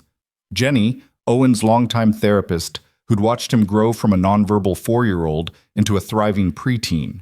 A few of Maya's friends from the old neighborhood who'd supported her through the hard years. And in the corner, surprisingly, Richard Hart, who'd stayed in touch over the years and had become an unlikely ally and friend. Sebastian watched his family, and it was his family now, all of them, celebrating together, and felt that bone-deep contentment he'd learned to recognize as happiness. "Daddy?" Ivy appeared at his elbow. She was 10 now, all long legs and boundless energy. "Noah wants to know if he can make a toast." "Of course he can." Noah stood, tapping his glass for attention. At 12, he was already showing signs of the man he'd become. Serious, thoughtful, with those gray veil eyes that saw everything. "I want to say something," Noah announced. "About family." The room quieted. "When I was really little, it was just me and Ivy and Owen and Mama. And that was enough because Mama loved us so much that we didn't know we were missing anything." Noah looked at Maya, who was already tearing up. "But then our dad came back. And at first I didn't trust him. I thought he'd leave again. I thought maybe we were just, I don't know, a project or something." Sebastian's throat tightened. "But he didn't leave. He stayed. He learned what foods Owen wouldn't eat and how to braid Ivy's hair, and he listened to all my questions even when they were annoying." Noah smiled. "He became our dad. Not just the guy whose DNA we share, but our actual dad who showed up every single day. Noah!" Sebastian's voice cracked. "Wait, I'm not done." Noah grinned. "What I'm trying to say is, family isn't just who you're born to. It's who stays. It's who fights for you and loves you and shows up even when it's hard. And Dad?" He looked directly at Sebastian. "You showed up, and you stayed, so thank you." The room erupted in applause. Sebastian stood and pulled Noah into a hug, not caring that his 12-year-old son might find it embarrassing. "Thank you," he whispered, "for giving me a chance to be your dad." "Thanks for taking it," Noah whispered back. Later that night, after the party, after the kids were finally asleep in their respective rooms, Sebastian and Maya stood on the back deck of the townhouse looking out at the Brooklyn night. "Can you believe it's been 5 years?" Maya asked, leaning into his side. "Sometimes it feels like yesterday. Sometimes it feels like forever. Do you ever wonder what life would be like if you hadn't seen us in the park that day?" Sebastian thought about it. "Sometimes. But then I remember that you would have figured it out eventually. You're too strong to let anything keep you down for long. You would have pulled yourself and the kids up without me. Maybe, but it would have been harder and lonelier," Sebastian added, "for both of us." Maya turned to face him. "I'm glad you came back. I'm glad you fought for us. I'm glad—" She paused, smiling. "I'm glad you chose us." "Every single day," Sebastian promised. "For the rest of my life, I choose you. I choose them. I choose this." He kissed her under the Brooklyn stars, in the garden of the home they'd built together, with 3 children sleeping safely inside, and knew that he'd finally found what he'd been searching for his entire life. Not power, not legacy, not the Veil Empire or anything Victor had tried to make him value. Just love. Just family. Just the simple, profound joy of being exactly where he belonged. And it was more than enough. It was everything.